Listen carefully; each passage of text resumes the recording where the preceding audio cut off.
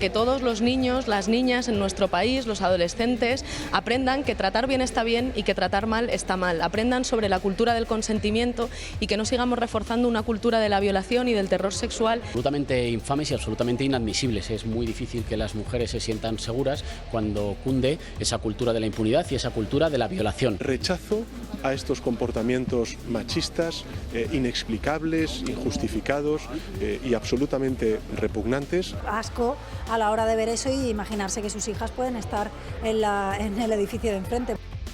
Buenos días. La historia del Colegio Mayor Elías Aguja, que la izquierda ha prometido llevar a un éxito en taquilla, ha quedado como una de esas películas malas convertida en fracaso. Habrán visto en las últimas horas estas imágenes que muestran cómo estos colegiales gritan a las del Mónica, unos comentarios que a la lógica y oídos de la mayoría son desagradables, pero son consentidos y permitidos desde hace tantos años como los de que existen estos centros, que forman parte de una tradición y una rivalidad evidente entre todas las residencias universitarias, ya no solo de Madrid, sino de España. Las propias víctimas, catalogadas como tal por unos cuantos progres, han salido en defensa de sus vecinos pidiendo que no se hable en su nombre y tomándoselo como una broma sacada de contexto. La clase política ha elevado a tema de Estado una broma universitaria, bajándose a ese mismo nivel que ellos mismos critican. Machitos con granos, jovencitas que gritan chupi, cuna de futuros depredadores, son solo algunas de las lindezas que se han escuchado en las últimas horas. Ojalá dedicaran los mismos esfuerzos y tuvieran las mismas ganas de defender cuando una mujer es violada por un inmigrante. Ahí están los datos. Casi el 50% de las agresiones sexuales que se producen en nuestro país las comete un extranjero. Es inaudito que el tema más comentado de las últimas horas haya sido una chiquillada. El pinchazo de la izquierda resuena hoy gracias a sus brazos mediáticos que llenan portadas y espacios televisivos para darle más importancia que lo que de verdad preocupa a los españoles: poder llegar a final de mes. Y es que con una inflación récord y con las familias absortas en los números rojos, Pedro Sánchez y sus ministros se han subido el sueldo un 4% con respecto a 2022.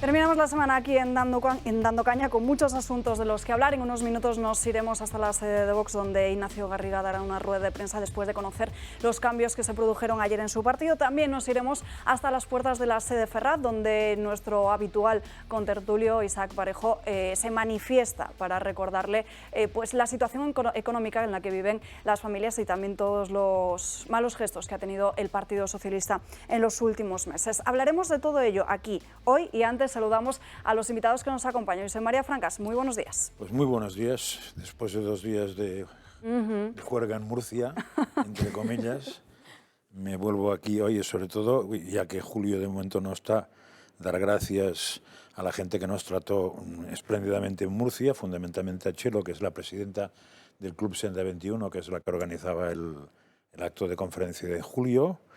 También a Miguel de la Pequeña Taberna, que es donde cenamos y estuvimos muy bien tratados, y a mucha gente. Me vienen nombres a la cabeza: Bárbara, Rosa, Marisa, Francisco, Francisquito, bueno, Pepito, la tira de gente. Estaba absolutamente lleno, hubo gente, hubo gente que no pudo entrar a ninguna de las dos cosas. A la cena era muy fácil porque como si no tenías ticket, en teoría no podías entrar, con lo cual ya no ibas. Pero a la conferencia sí, y gente se tuvo que quedar fuera. O sea que y nos atendieron maravillosamente bien. Aparte de eso, y Julio supongo que cuando venga agradecerá especialmente una escultura a Francisco Francano, que es un bebé de 8 semanas, que quería traer él, pero ya, si baja la traerá. Aparte de eso, hay una noticia hoy que a mí me parece digna de comentario, y es sumando varias cosas. Unos comentarios de un tertuliano. Hoy decía un tertuliano, que no sé si es verdad, que para ganar en España con mayoría absoluta necesitas 11 millones de votos. Yo no sé si eso es verdad, no me ha dado tiempo a mirarlo. Lo que sí es verdad es que para lo que quieras en España ahora mismo hay 9.95 pensionistas. O sea, 9.950.000 pensionistas. Se acerca bastante el número, si veis, ¿no? Es curioso que lo que más subirá este año que viene es las pensiones. Es curioso y probablemente no tenga nada que ver. Pero hay un truco que sería bueno, que todos aquellos pensionistas que piensen que con ese gobierno les va a subir las pensiones y hay que seguir apostando por él, un pequeño truco que es muy interesante. Sale hoy en uno de los digitales una noticia que la voy a intentar leer si la pido rápido para no perder el tiempo, si no tendré que dar solo el título. Sí, las rentas entre 15.000 euros y 21.000 euros tributarán al nivel de Amancio Ortega pese a la rebaja, es decir, más de un 50%. Las rentas entre 15.000 euros y 21.000 euros. Y he buscado lo de las pensioncitas. Claro, 15.000 euros quiere decir una pensión de 1.071 euros. Es decir, que todos aquellos pensionistas que cobren más de 1.071,428 euros al mes, que sepan que lo comido será poco con lo servido. Porque si bien les subirán las pensiones, les van a pegar un clavazo en Hacienda, pero eso sí, al año siguiente. Con lo cual, te suben la pensión, votas, y al año siguiente el mismo que te lo ha subido te clava. Lo digo para que se nos ponga cara de tontos, o se les ponga a ellos. Seguiremos, Francas, hablando de todo ello y saludamos al resto de invitados en unos minutos. Antes escuchamos a Ignacio Garriga, nuevo secretario general de Vox. La fuerza de Vox reside, como he dicho yo también en muchas ocasiones, en la fuerza de las convicciones que tiene este proyecto político. Un proyecto político con las mejores ideas, con unas ideas, en definitiva, al servicio para mejorar España y para mejorar la vida de los españoles. Ese va a ser, fundamentalmente, la tarea que tendré por delante. Contar con personas de altísimo nivel humano y profesional dispuestas a trabajar, a sacrificarse, a servir, como he dicho, por amor a España y para mejorar el día a día de los españoles. Por tanto, reiterar mi agradecimiento, mi disposición y mis ganas de darlo todo. El listón, como saben, y lo he dicho, está muy alto. Javier ha dejado el listón muy alto. Yo, como buen patriota, pues intentaré mejorar el legado que he recibido al lado del innumerable equipo humano que tenemos en este partido. Sin más, y vamos, si me lo permitís, a lo más importante. Que lo más importante es el gran evento político que se va a celebrar en España este año. Como bien saben, mañana dará arranque el ya conocido Viva 22, un evento político donde ya podemos decir que tenemos a más de 30.000 personas inscritas. Estamos seguros que en las próximas horas serán muchísimas más. Insistir a todos los que nos están viendo que la entrada es libre, que se pueden seguir inscribiendo. Animamos a que vengan a disfrutar de este evento cultural y político en el espacio Mad Cool de Valdebebas. Y si me lo permiten, les voy a desgranar un poco pues, cómo va a ser este fin de semana histórico para España. En primer lugar, el sábado se desarrollará una jornada cultural y festiva en la cual habrán 52 carpas representando provincias españolas y con un personaje histórico, además de música, de charanga y también, como no puede ser de otra manera, de contenido político. Un contenido político en los cuales intervendrán, entre otros, nuestra presidenta de Madrid, Rocío Monasterio, nuestro ya candidato a la alcaldía de Madrid, Javier Ortega Smith, algunos invitados internacionales, como pueda ser el señor Ventura o el señor Milei, y como no podía ser de otra manera también pues nuestro presidente nacional, Santiago Abascal. Después de esta parte política se desarrollará pues un gran espectáculo al cual les animo de verdad encarecidamente a que puedan venir a disfrutar de él, bajo el título La historia que hicimos juntos, un espectáculo, no les voy a avanzar mucho más, pero que en definitiva viene a resumir las grandes gestas de grandes personajes que han permitido pues, conformar esta gran nación que es España.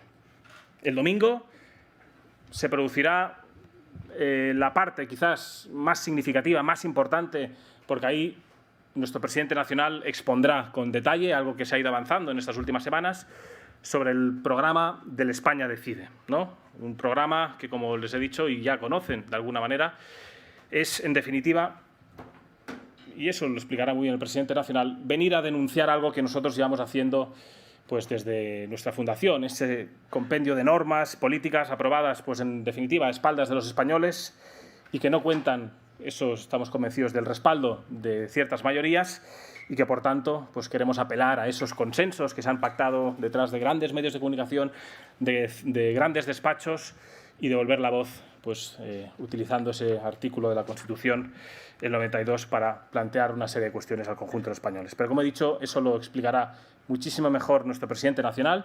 También intervendrá el domingo nuestro presidente de honor, Ortega Lara, y yo tendré también pues, el honor de poder dirigirme por primera vez como secretario general pues, al conjunto de los afiliados, de los simpatizantes y a seguir trabajando. Y sin más, me quedo a disposición de todos ustedes.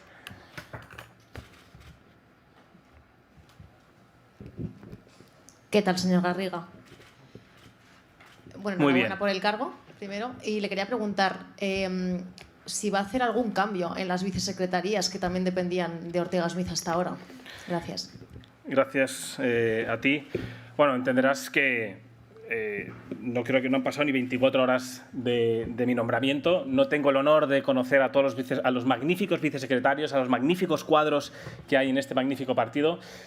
Lo más importante es centrarnos, y en eso estamos todos de acuerdo, en sacar adelante el mayor evento político que se va a producir este fin de semana. Los equipos son magníficos, son excepcionales. Estamos todos volcados en sacar adelante lo más importante, como he dicho, que es el Viva 22, centrarnos en el discurso de Santiago Abascal, y no hay mayor, yo creo, cosa importante que es centrarnos en eso. Todo tipo de especulaciones y de cambios o no cambios, pues yo creo que no es el objeto del día.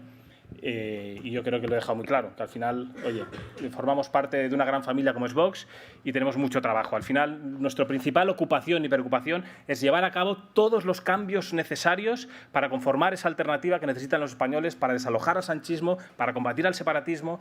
Esa es nuestra gran responsabilidad, trabajar todos para ofrecer esa alternativa que los españoles anhelan y desean encarecidamente.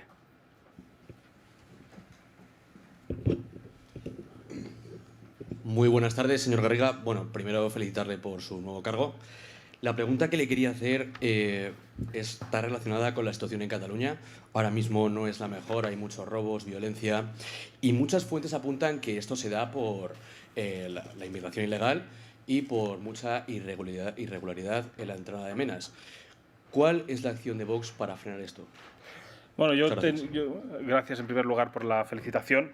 Pues efectivamente, como bien sabes y saben, Cataluña se ha convertido en el paraíso de los delincuentes a nivel nacional, y efectivamente esa delincuencia está directamente relacionada con el aumento de la inmigración ilegal. Yo he dado cifras, la semana pasada celebramos el debate de política general y evidencié con datos de la Consejería de Justicia propia de la Generalidad de Cataluña de cómo hay muchos centros penitenciarios donde la mayoría de reclusos son extranjeros. Y esos datos son irrebatibles, son una realidad que hay que denunciar, que hay que combatir, y está claro que la seguridad en Cataluña pasa por deportar a todos los inmigrantes ilegales que están sembrando el terror en nuestras calles. Frente a lo que tenemos que ver como instituciones, ya sea el Gobierno de la Generalidad, la oposición al Pleno, permanentemente estigmatizan, demonizan a aquellos que estamos denunciando la realidad que sufren los catalanes en sus calles, los catalanes en sus barrios, y que pretenden silenciar. Pero es una realidad tan tozuda y tan dramática que ni todos los periódicos subvencionados por el Gobierno de la Generalidad ni todos los consejeros al unísono podrán negar la realidad que sufren los catalanes en las calles, que no es otra que, como bien conocen, el incremento de las violaciones, el incremento de los abusos sexuales, robos, como Cataluña lidera, ¿no?, el ranking de las ocupaciones a nivel nacional. En definitiva, cómo Cataluña se ha convertido en el paraíso de los delincuentes. Por tanto, lo que hay que hacer ahí es decir, en primer lugar, hacer un diagnóstico correcto, hacer esa asociación entre inmigración ilegal y creciente inseguridad, denunciar el colaboracionismo histórico de las instituciones y del resto de formaciones políticas que están en el Parlamento de Cataluña y tomar todas las medidas necesarias para, como he dicho, pues deportar a los que hayan cometido delitos, que estén nacionalizados, y a los que estén ilegales, que ya no deberían estar entre nuestras calles, pues deportarlos de manera inmediata a sus países. Pero es clave liderar un discurso de seguridad, porque, como bien hemos dicho en numerosas ocasiones, sin libertad, sin seguridad no hay libertad. Por tanto, a eso nos debemos y en eso seguiremos trabajando. Ignacio Garriga, respondiendo en estos momentos a nuestro compañero Jorge Preto sobre la situación en Cataluña, que define a la región como el paraíso de delincuencia para inmigrantes ilegales. En fin, seguimos saludando a los tertulianos que nos acompañan hoy. Patricia Sanz, muy buenos días. ¿Qué tal, Alba? Muy buenos días. Pues en primer lugar no puedo abrir sino comentando las palabras del nuevo secretario general de Ignacio Garriga, ¿no? Esta cuestión sobre la inmigración que precisamente hoy vamos a tratar y que tú bien has apuntado en tu editorial del comienzo del programa, en cómo, bueno, pues todo este este tipo de actos que precisamente son violentos contra la mujer, presuntamente defendida por la izquierda, son aquellos actos que luego se omiten, ¿no?, en el día a día de todo este tipo de condenas, y más a colación de los hechos sucedidos ayer en el Colegio Mayor de aquí de Madrid. Y por otro lado, me gustaría comentar que, como bien decía Francas, estos casi 11 millones de votos, que tú nos lo has apuntado, Alba, que consiguió Rajoy en su mayoría absoluta, 10,8, si no me equivoco, pues son muy importantes, ¿no?, porque muchos de ellos pues son personas mayores, y de ahí quiero destacar pues un libro que en su día yo recomiendo a todo el mundo que se lea, que es de Enrique Gil Calvo, El poder gris, y cómo probablemente Pedro Sánchez, en toda esta estrategia electoral que está cometiendo desde el pasado, bueno, desde el inicio de su legislatura, pero especialmente desde el pasado septiembre, es muy importante, porque suponen una gran parte de los votantes, máxime con el ciclo electoral que iniciamos en 2023. Por tanto, el hecho de que se haya ayudado en esas pensiones, que efectivamente, Francas, hasta el próximo año no les darán el rejonazo y que ahora son falsas promesas, resulta de extremada relevancia, puesto que serán gran parte de sus votantes durante el próximo año. Saludamos también a Fran Carrillo. Muy buenos días. ¿Qué tal? Buenos días. Como un breve análisis le pido sobre la situación actual.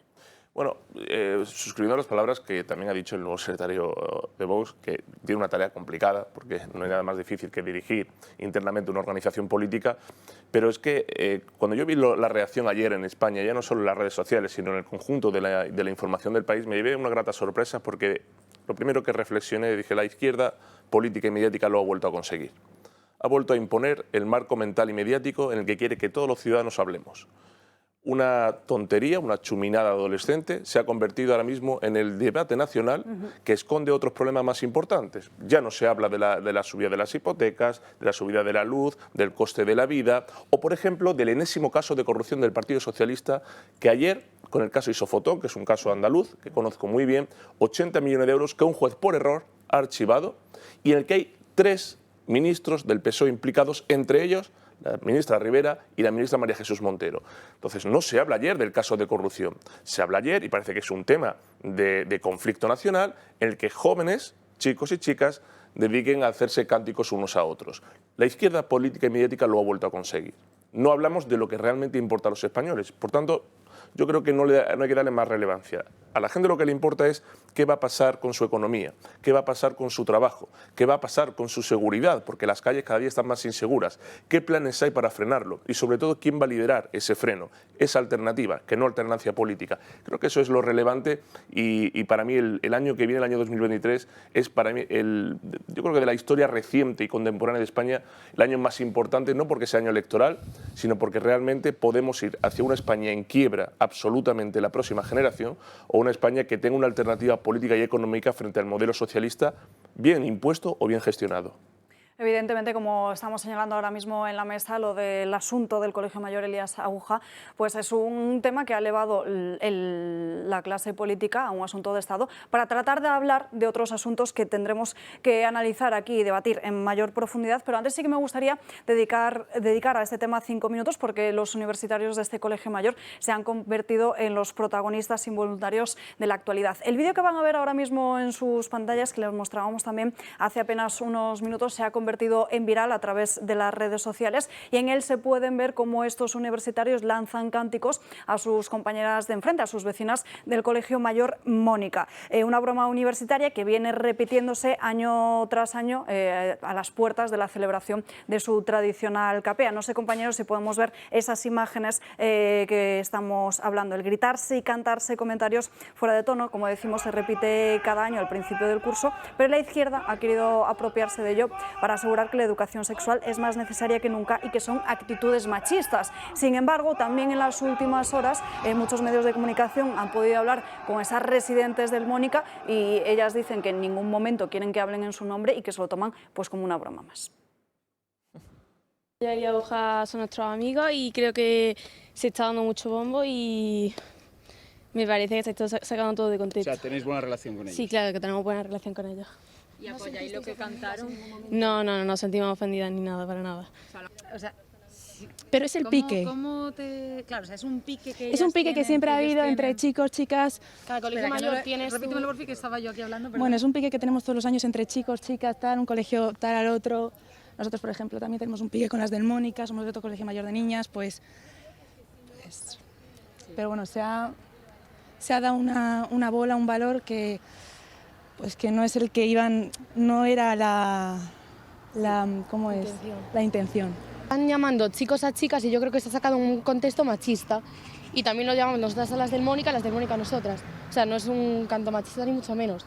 Es algo habitual aquí, como te pueden gritar otra cosa. No... O sea, es como un insulto de broma. Sí, de broma. Y ni las del Mónica se han visto ofendidas, yo creo, ni nada. Hay que saber entender el contexto. O sea, entiendo que una persona desde fuera que no iba en el colegio ve ese vídeo y se puede sentir bastante en plan mal hablada y diga qué tipo de persona tenemos hoy en la sociedad, quién va a liderar nuestro futuro. Yo lo entiendo perfectamente porque yo estaría en otro colegio, en otra ciudad y también entendería lo mismo, pero para eso creo que hay que informarse también de cómo empieza todo, desde dónde, con qué fin. Y tampoco podemos crucificar a nadie por una cosa que al final no deja de ser 1 minuto y pico, que fue en tono de broma.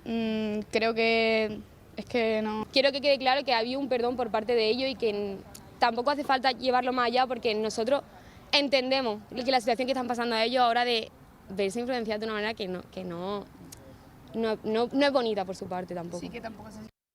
Ya la han escuchado, estas son las supuestas víctimas de las que habla la izquierda en estas últimas horas. Una izquierda que, por cierto, sí que se ha olvidado de otras mujeres. En el último capítulo de La lucha de las hermanas de calle y de salón, que el pasado jueves criticó los gritos de los universitarios en el madrileño Colegio Mayor de Elías Aúja, volvieron a aflorar las verdaderas intenciones del feminismo de la izquierda. ¿Dónde estaba la ministra de Igualdad, Irene Montero, para condenar los abusos sufridos por Teresa, la adolescente abusada por el exmarido de Mónica Oltra? ¿Dónde estaban estas feministas para denunciar el comentario privado pero machista de su ex líder Pablo Iglesias cuando dijo que azotaría a la periodista Mariló Montero hasta hacerla sangrar? ¿Y cuando su portavoz en el Congreso, Pablo Echenique, dijo esto? ¡Chúpame la minga, Dominga! ¡Que vengo de Francia! ¡Chúpame la minga! ¡Que tiene sustancia! Porque la izquierda no denuncia tampoco que algo más del 5% de los extranjeros comete el 52% de las violaciones en España, según el Instituto Nacional de Estadística. Que no nos engañen, mucho brazo arriba, mucho megáfono, mucho bailecito, pero este tipo de feminismo dejó hace años de defender los derechos de la mujer. Sin duda, bueno, esta es la situación. Os pido una pequeña valoración. Sí, muy rápido porque me parece que perder el tiempo en eso, como dice Fran, no deja de ser una tontería. Pero sí que me ha hecho, iba a decir gracia, no es, la palabra no es gracia, la palabra es entre pena y asco, los comentarios de esta mañana de alguna persona, porque en una televisión han puesto los cánticos de las chicas frente al otro colegio mayor. Sí. Evidentemente son más femeninos, ¿eh? Los otros son muy masculinos, eso es evidente. Pero me ha hecho gracia porque el comentario de la más beligerante o una de las más beligerantes sobre la salvajada que suponía esto, el macromachismo, micromachismo que había que rematar, decía lo siguiente: esas chicas son tan jóvenes que no se dan cuenta de lo que les están diciendo. Y dices, vamos a ver, ¿cuán jóvenes es una chica que está en un colegio mayor? A partir de 17 años. 17, 18. El año en el que cumple los 18. Vale, por eso, es que me acordaba de cuando estudié yo, que aunque fue en el siglo pasado, no cambió mucho esto. Y coño, con perdón, coño, no, con perdón, no, coño. O sea, esta misma chica hablaba hace poco de que lo del aborto a los 16 años era madurez. Eso es. Digo, no sigo, ¿no? El comentario, pues eso, chica, cerebro privilegiado. Además, hablo en primera persona como colegiala de estos centros que fui en mi etapa universitaria. Cosas peores se han visto en los colegios mayores y a mí me gustaría saber también cuántos de estos directores que ahora están, directores de colegios mayores que están censurando estas actitudes, no han participado también ellos como universitarios y residentes de estos colegios mayores en estas mismas actitudes durante su etapa universitaria. Yo me conformaría con grabar las conversaciones de las que se rasgan las vestiduras, cuando están en la discoteca el sábado por la noche a las 12. Pero la vergüenza de todo es que el defensor del pueblo va a abrir una investigación sobre este hecho y no ha abierto una investigación cuando estudiantes en la Universidad Complutense o en su momento en Barcelona han sufrido escraches por defender la libertad de expresión y por defender, en el caso en Cataluña, que se hable castellano en las aulas. Ahí no se abren investigaciones. Se abren investigaciones por una tradición que puede gustar más o menos, puedes tener más o menos un sentido del respeto, de la educación, pero eso es valorable internamente, y no que se abra un debate nacional al que yo no le daría más recorrido porque es lo que quiere la izquierda, y que no se hable de los temas importantes, que hablemos de esta chuminada. Y claro, cuando la ministra de Sexualidad, que va a tener de nuevo su minuto de gloria gracias a esto, que ya sabemos lo que hacía en su juventud, toda esa chupipandi de Podemos, pues hombre, yo creo que hay que ser un poquito osado para convertir ahora esto en un problema nacional. Porque hay que ver realmente estas feministas de salón que no han hecho nunca nada por los derechos de la mujer, que ya fueron conquistados, ni saben lo que es romper el techo de cristal, porque han llegado como han llegado a sus puestos de trabajo. Lo que uno tiene que ver es qué es realmente lo que es luchar en favor de la mujer. Cuando las propias, supuestamente damnificadas, han dicho que es una tontería, que no se han sentido violentadas porque es una tradición, ahí se tiene que acabar el debate. Quienes lo alientan, quienes lo impulsan y quienes lo acrecientan son aquellos que tienen un interés de que se hable de esto para que no se hable de otra cosa. Por tanto, yo no le voy a prestar ni un segundo de atención a lo que la izquierda quiere que se hable. Es una tradición universitaria de un colegio mayor por parte de alumnos que lo han consentido. Que es lo que decía la ministra, lo han consentido porque forma parte de una tradición. Podemos decir que es una tradición secular, que no es moderna, que está desfasada, que hay que actualizarse, eso ya es discutible. Y que los propios colegios mayores llevan años consentiendo. Claro, eso ya es discutible. Pero oiga, que el defensor del pueblo me abra una investigación sobre esto y no me abra una investigación cuando la extrema izquierda va a la universidad a hacer scratches a alumnos que en su derecho constitucional piden que se defienda la libertad de expresión y sobre todo la libertad ideológica y de cátedra, ahí no se abre investigación, esa es la vergüenza que para mí hay que denunciar. Ahora el chico ya está expulsado, ¿eh? El de la ventana, el que salió, ya está expulsado del colegio mayor. Sí, pero podrían expulsar a todos los veteranos y novatos porque... pero digo que ya no han expulsado. Esa es la dictadura moral, esa es la dictadura moral que vivimos. Y además nadie se acuerda de lo que hacían algunas feministas que hoy salen en defensa de estas mujeres en la época universitaria, cuando se metían sin ropa dentro de las capillas de la universidad pública, solo por poner un pequeño ejemplo. Pero como dice Fran, lo importante es que ayer el gobierno decidió subirse un 4% el sueldo, que los datos económicos en España son realmente malos, que como veremos trata de inmiscuirse en otra serie de órganos nuevos como por ejemplo puede ser el Consejo de Estado y tantas otras cuestiones que están atentando directamente contra nuestra democracia y con la situación directa económica de los españoles. Eso es lo verdaderamente importante. Está muy bien que lo saquemos a colación en el debate porque también tenemos que ofrecer otra versión mediática, ¿no? Como periodistas, como analistas políticos, pero efectivamente, Alba, esto tiene el recorrido que tiene, en ello coincido con toda la mesa y es lamentable que no denuncien otra serie de cuestiones como hemos visto en el vídeo. Y como bien dices, Patricia, tendremos que hablar de la situación económica que asola a España y hablaremos de ello, pero a lo largo del programa de hoy. Antes, una breve pausa para la publicidad, no se marchen. 12:30 del mediodía, ya estamos de vuelta en Dando Caña y aquí, como saben, nos gusta terminar la semana por todo lo alto con Hasta en la Sopa.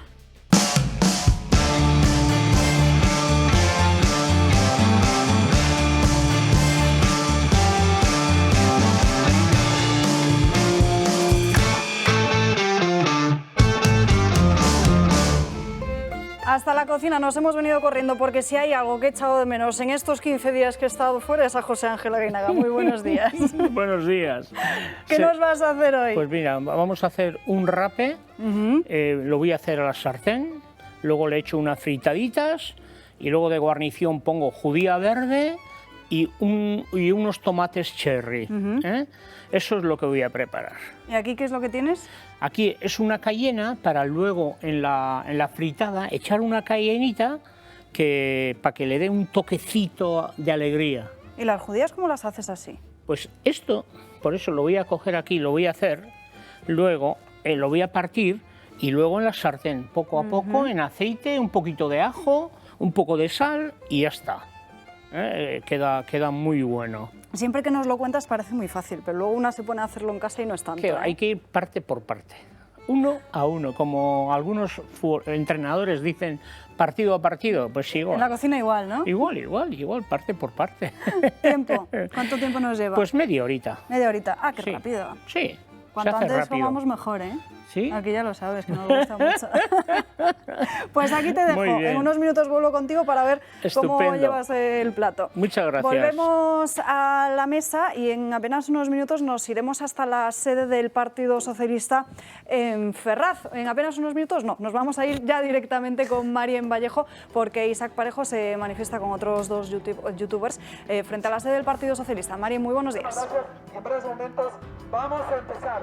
Buenos días. Sí, Alba, muy buenos días. Efectivamente, nos encontramos en la sede de Ferraz, enfrente de la sede del Partido Socialista, con el youtuber Isaac Parejo, con Infoblogger, que hoy se manifiesta en contra del Partido Socialista, del Gobierno, justo hoy que se ha conocido además que el Gobierno se va a subir el sueldo un 4%.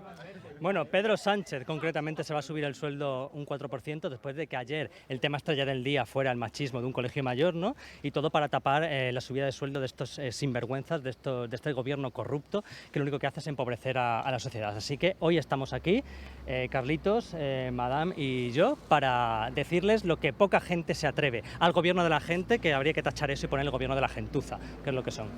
Pues ayer también además aprobaron 3 nuevas leyes del aborto, de la ley de bienestar animal y también la ley trans, que ha generado bastante polémica.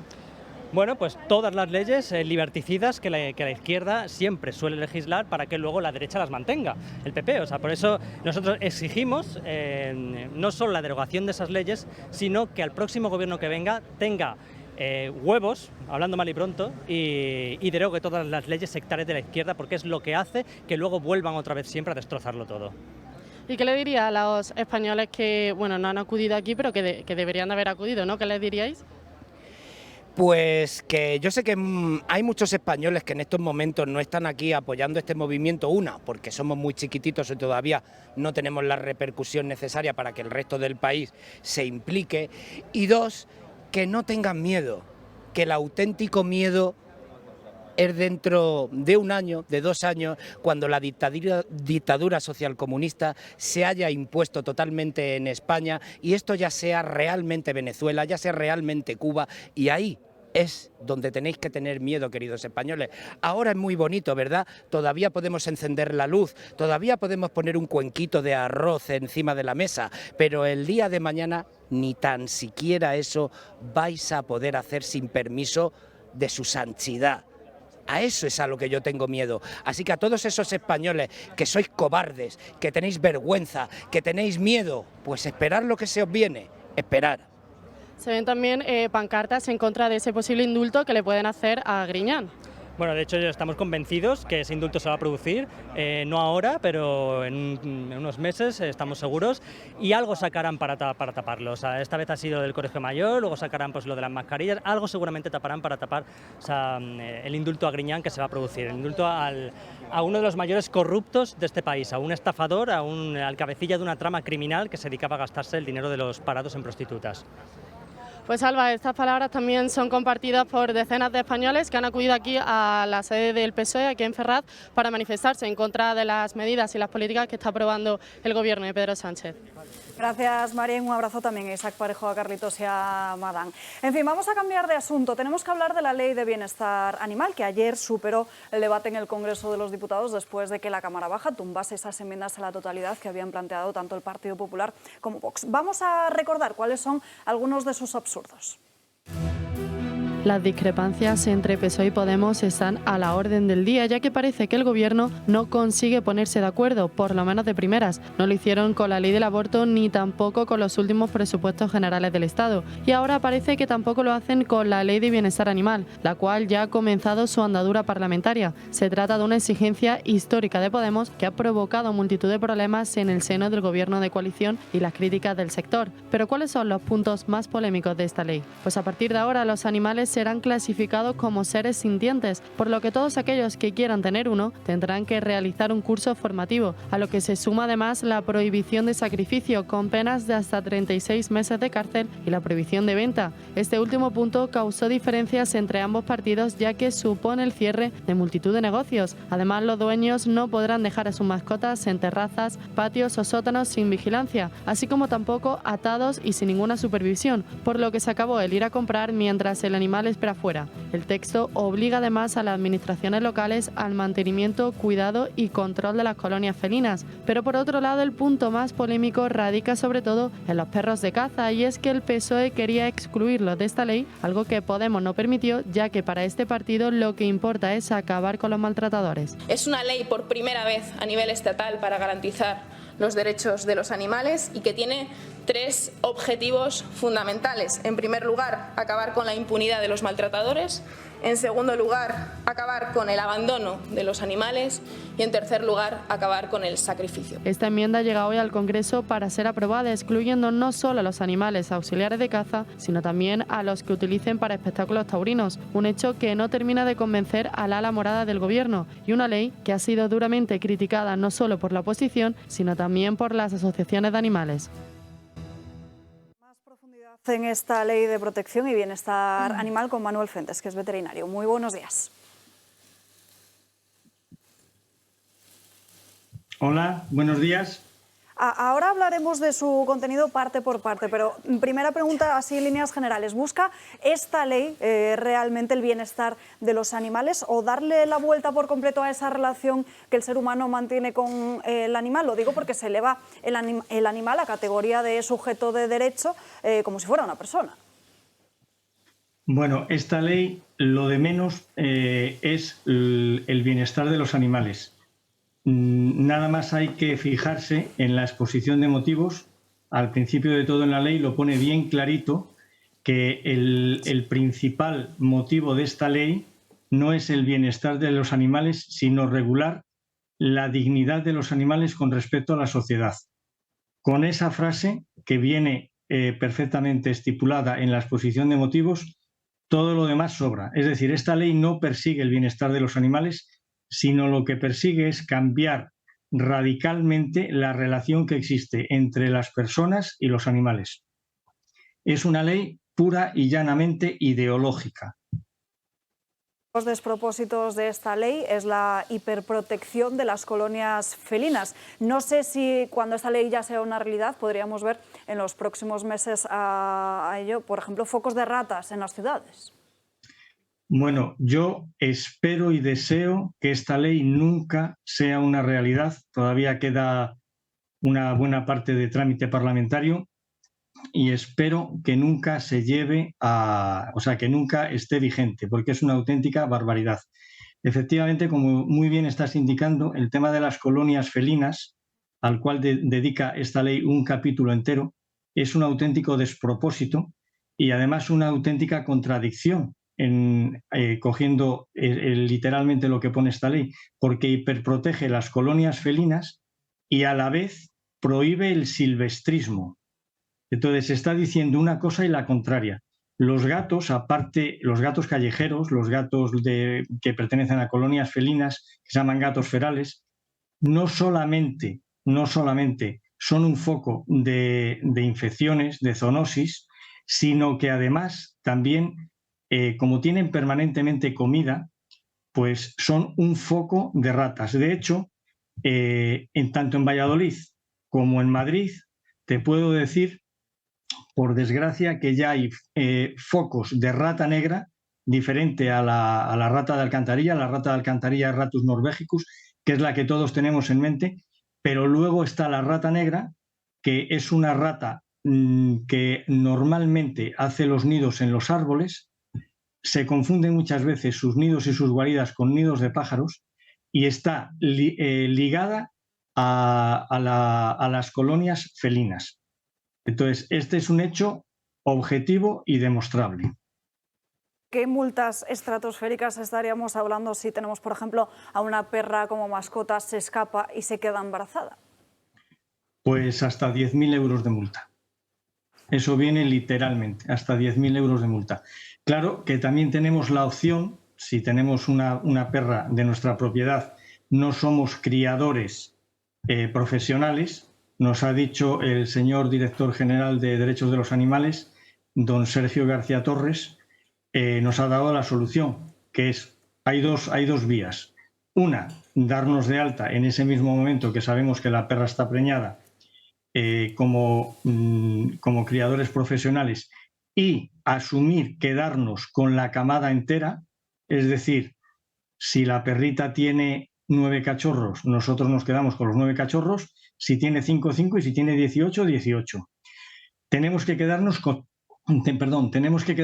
todos los cachorros. Y la otra opción es hacer abortar a la perra. Esas son las dos opciones que ha salido publicado un artículo en un periódico de tirada nacional hace unos días, diciendo esto textualmente el señor Sergio García Torres. Con esta ley cualquiera diría que el Partido Animalista está dentro del Congreso de los Diputados si no fuera como es en realidad.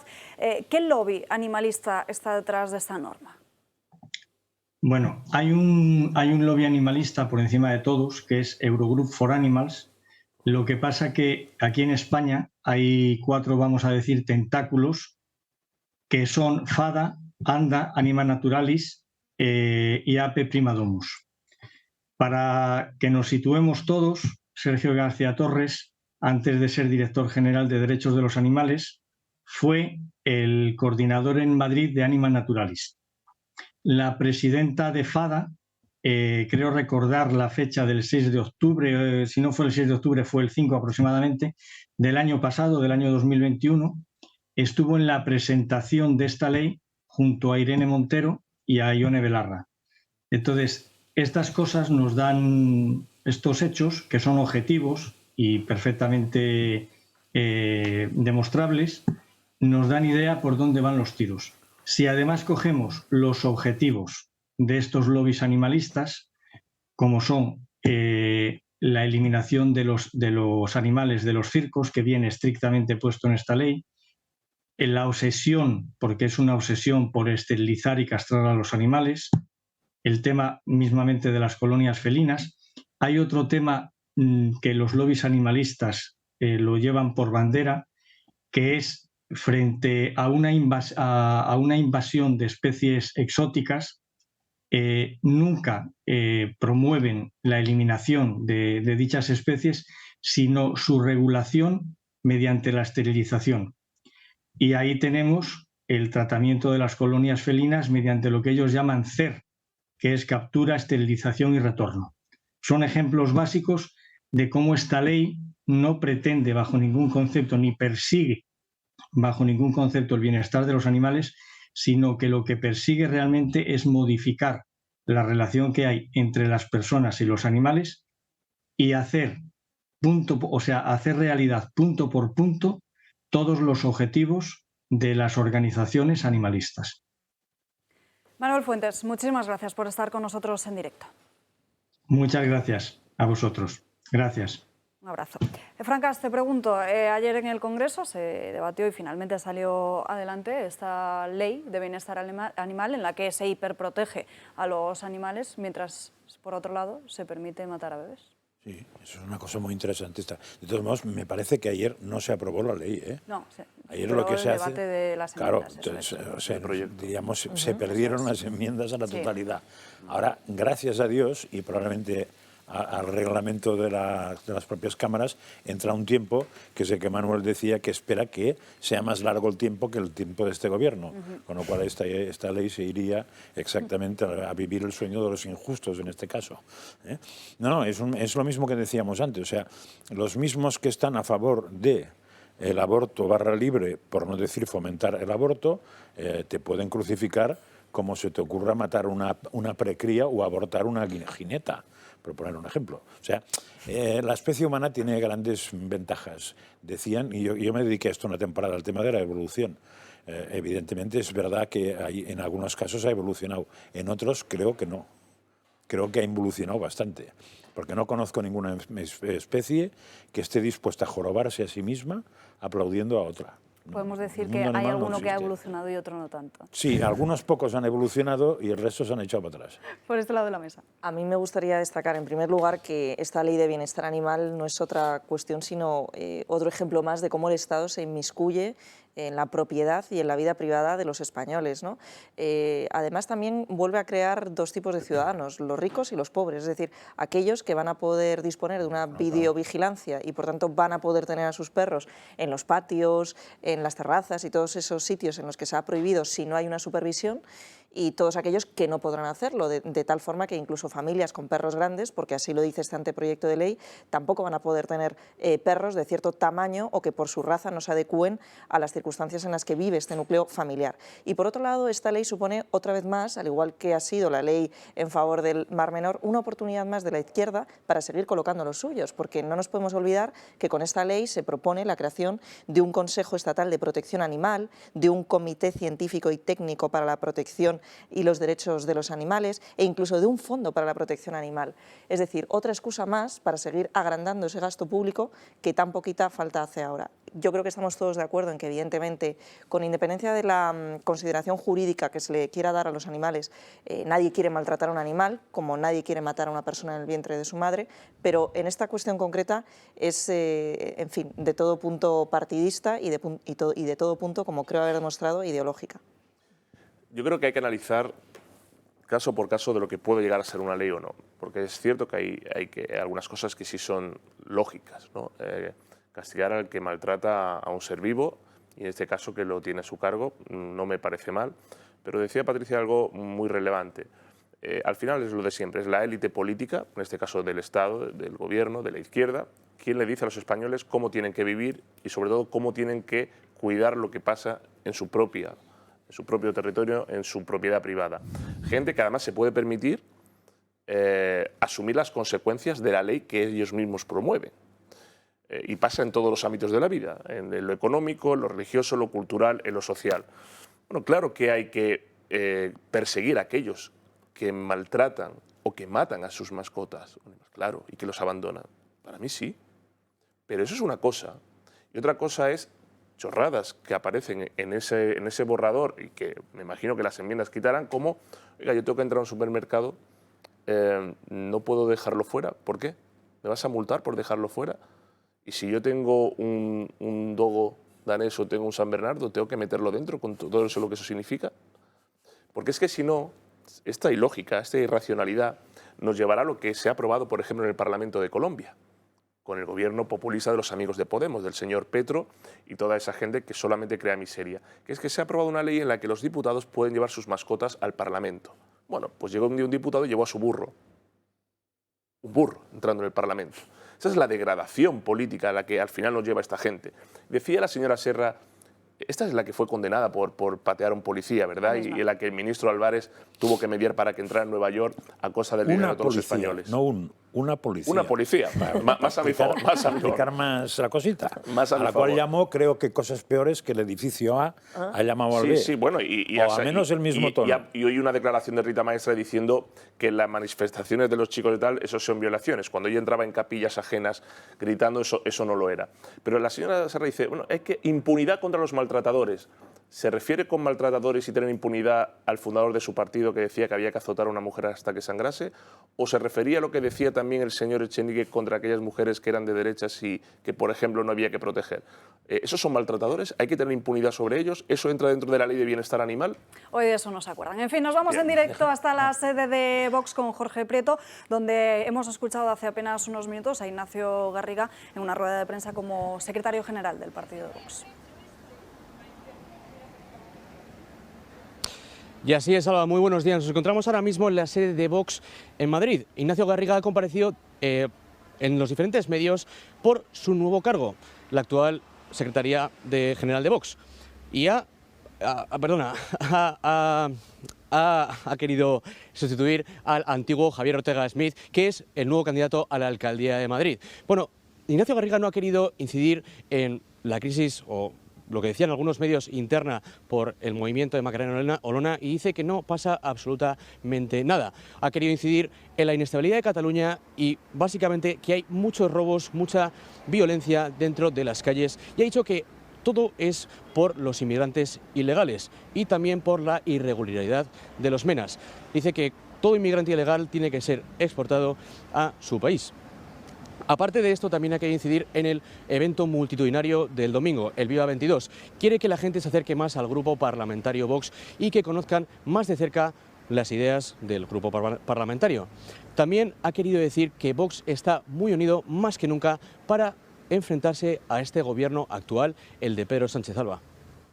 Gracias, Jorge. Y como bien dices, este fin de semana veremos a Ignacio Garriga, también a Javier Ortega Smith, a Santiago Abascal y a otros dirigentes de Vox en el Viva 22, en ese espacio Mad Cool de Valdebebas, que, por cierto, si ustedes no pueden acudir, pero sin embargo les gustaría disfrutar de este acto, podrán hacerlo aquí, en directo, desde esta casa. Mañana sábado, a partir desde las 6 de la tarde, disculpen, podrán ver todo lo que sucede en este Viva 22 en directo, y además el domingo Dando Caña se traslada hasta allí para seguir de cerca todo lo que sucede, y donde también, como avanzaba antes Ignacio Garriga, se van a encontrar muchos dirigentes internacionales como André Ventura, que es el líder de Chega en Portugal.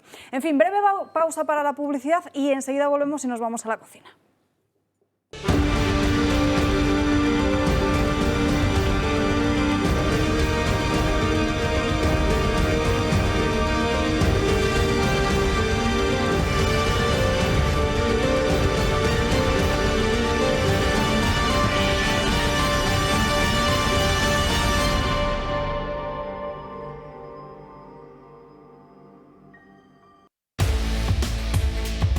Ya estamos de vuelta en Dando Caña, y antes de volver al debate y a los diferentes asuntos que marcan la actualidad política del día, reconocerles que nos está costando bastante hacer el programa y darle diferentes comentarios, porque el olor que viene desde esa cocina, Josean, es insuperable. O sea que ya no me quiero imaginar ni el sabor. ¿Cómo lo llevas? Pues ya estoy terminando ya. Ya lo estás casi emplatando, ¿no? Por lo que veo. Sí, ya estoy ya. Pues me voy a ir rápidamente con la sección de Ana Gullo de Crónicas de Manicomio, y vamos inmediatamente después contigo. Ana Gullo, muy buenos días. Buenas tardes ya. Buenas tardes, Alba.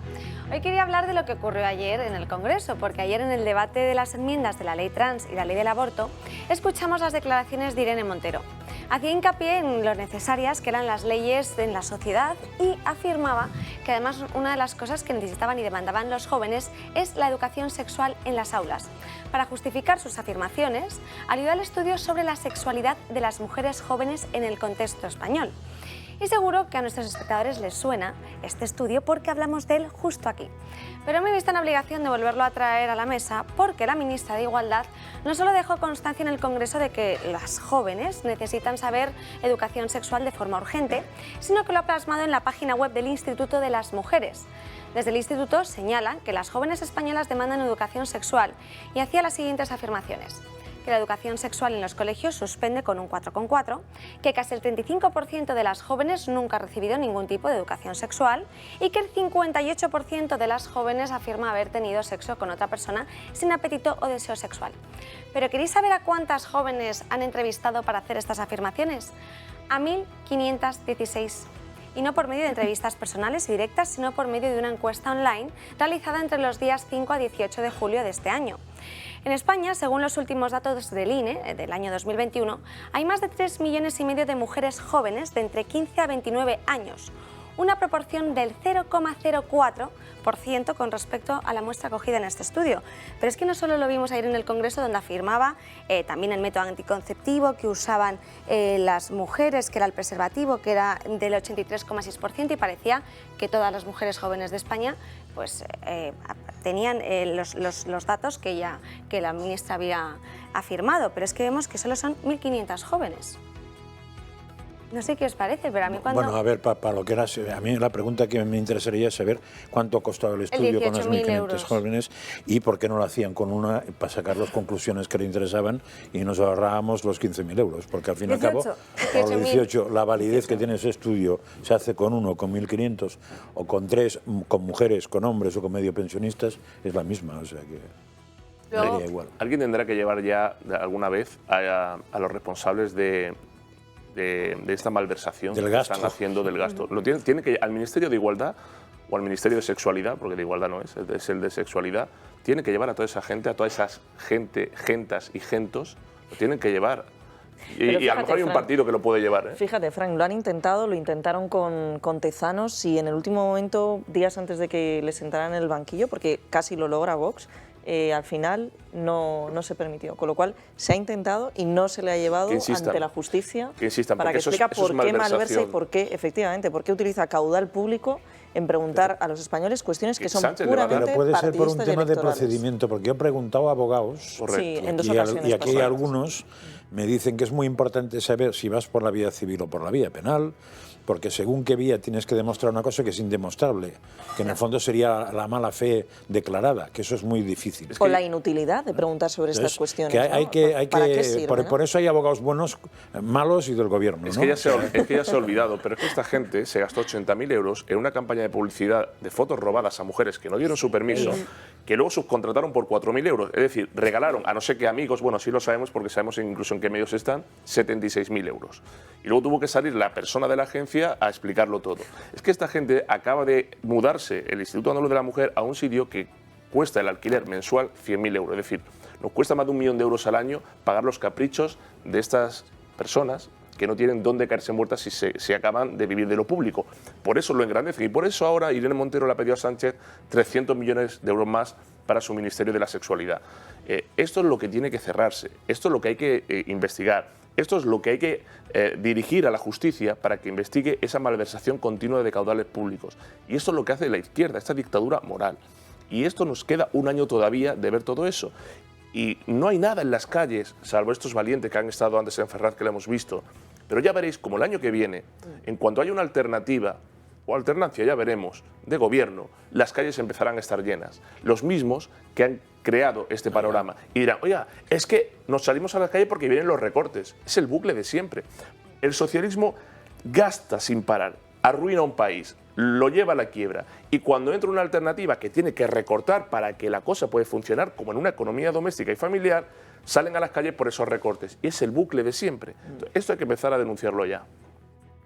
Sobre todo además cuando ayer, que lo quería haber comentado, justamente sacaban las noticias de que Hacienda lo que hace es exprimir a la clase media. Veíamos como, por ejemplo, para el IRPF va a recaudar ya 113.000 millones más.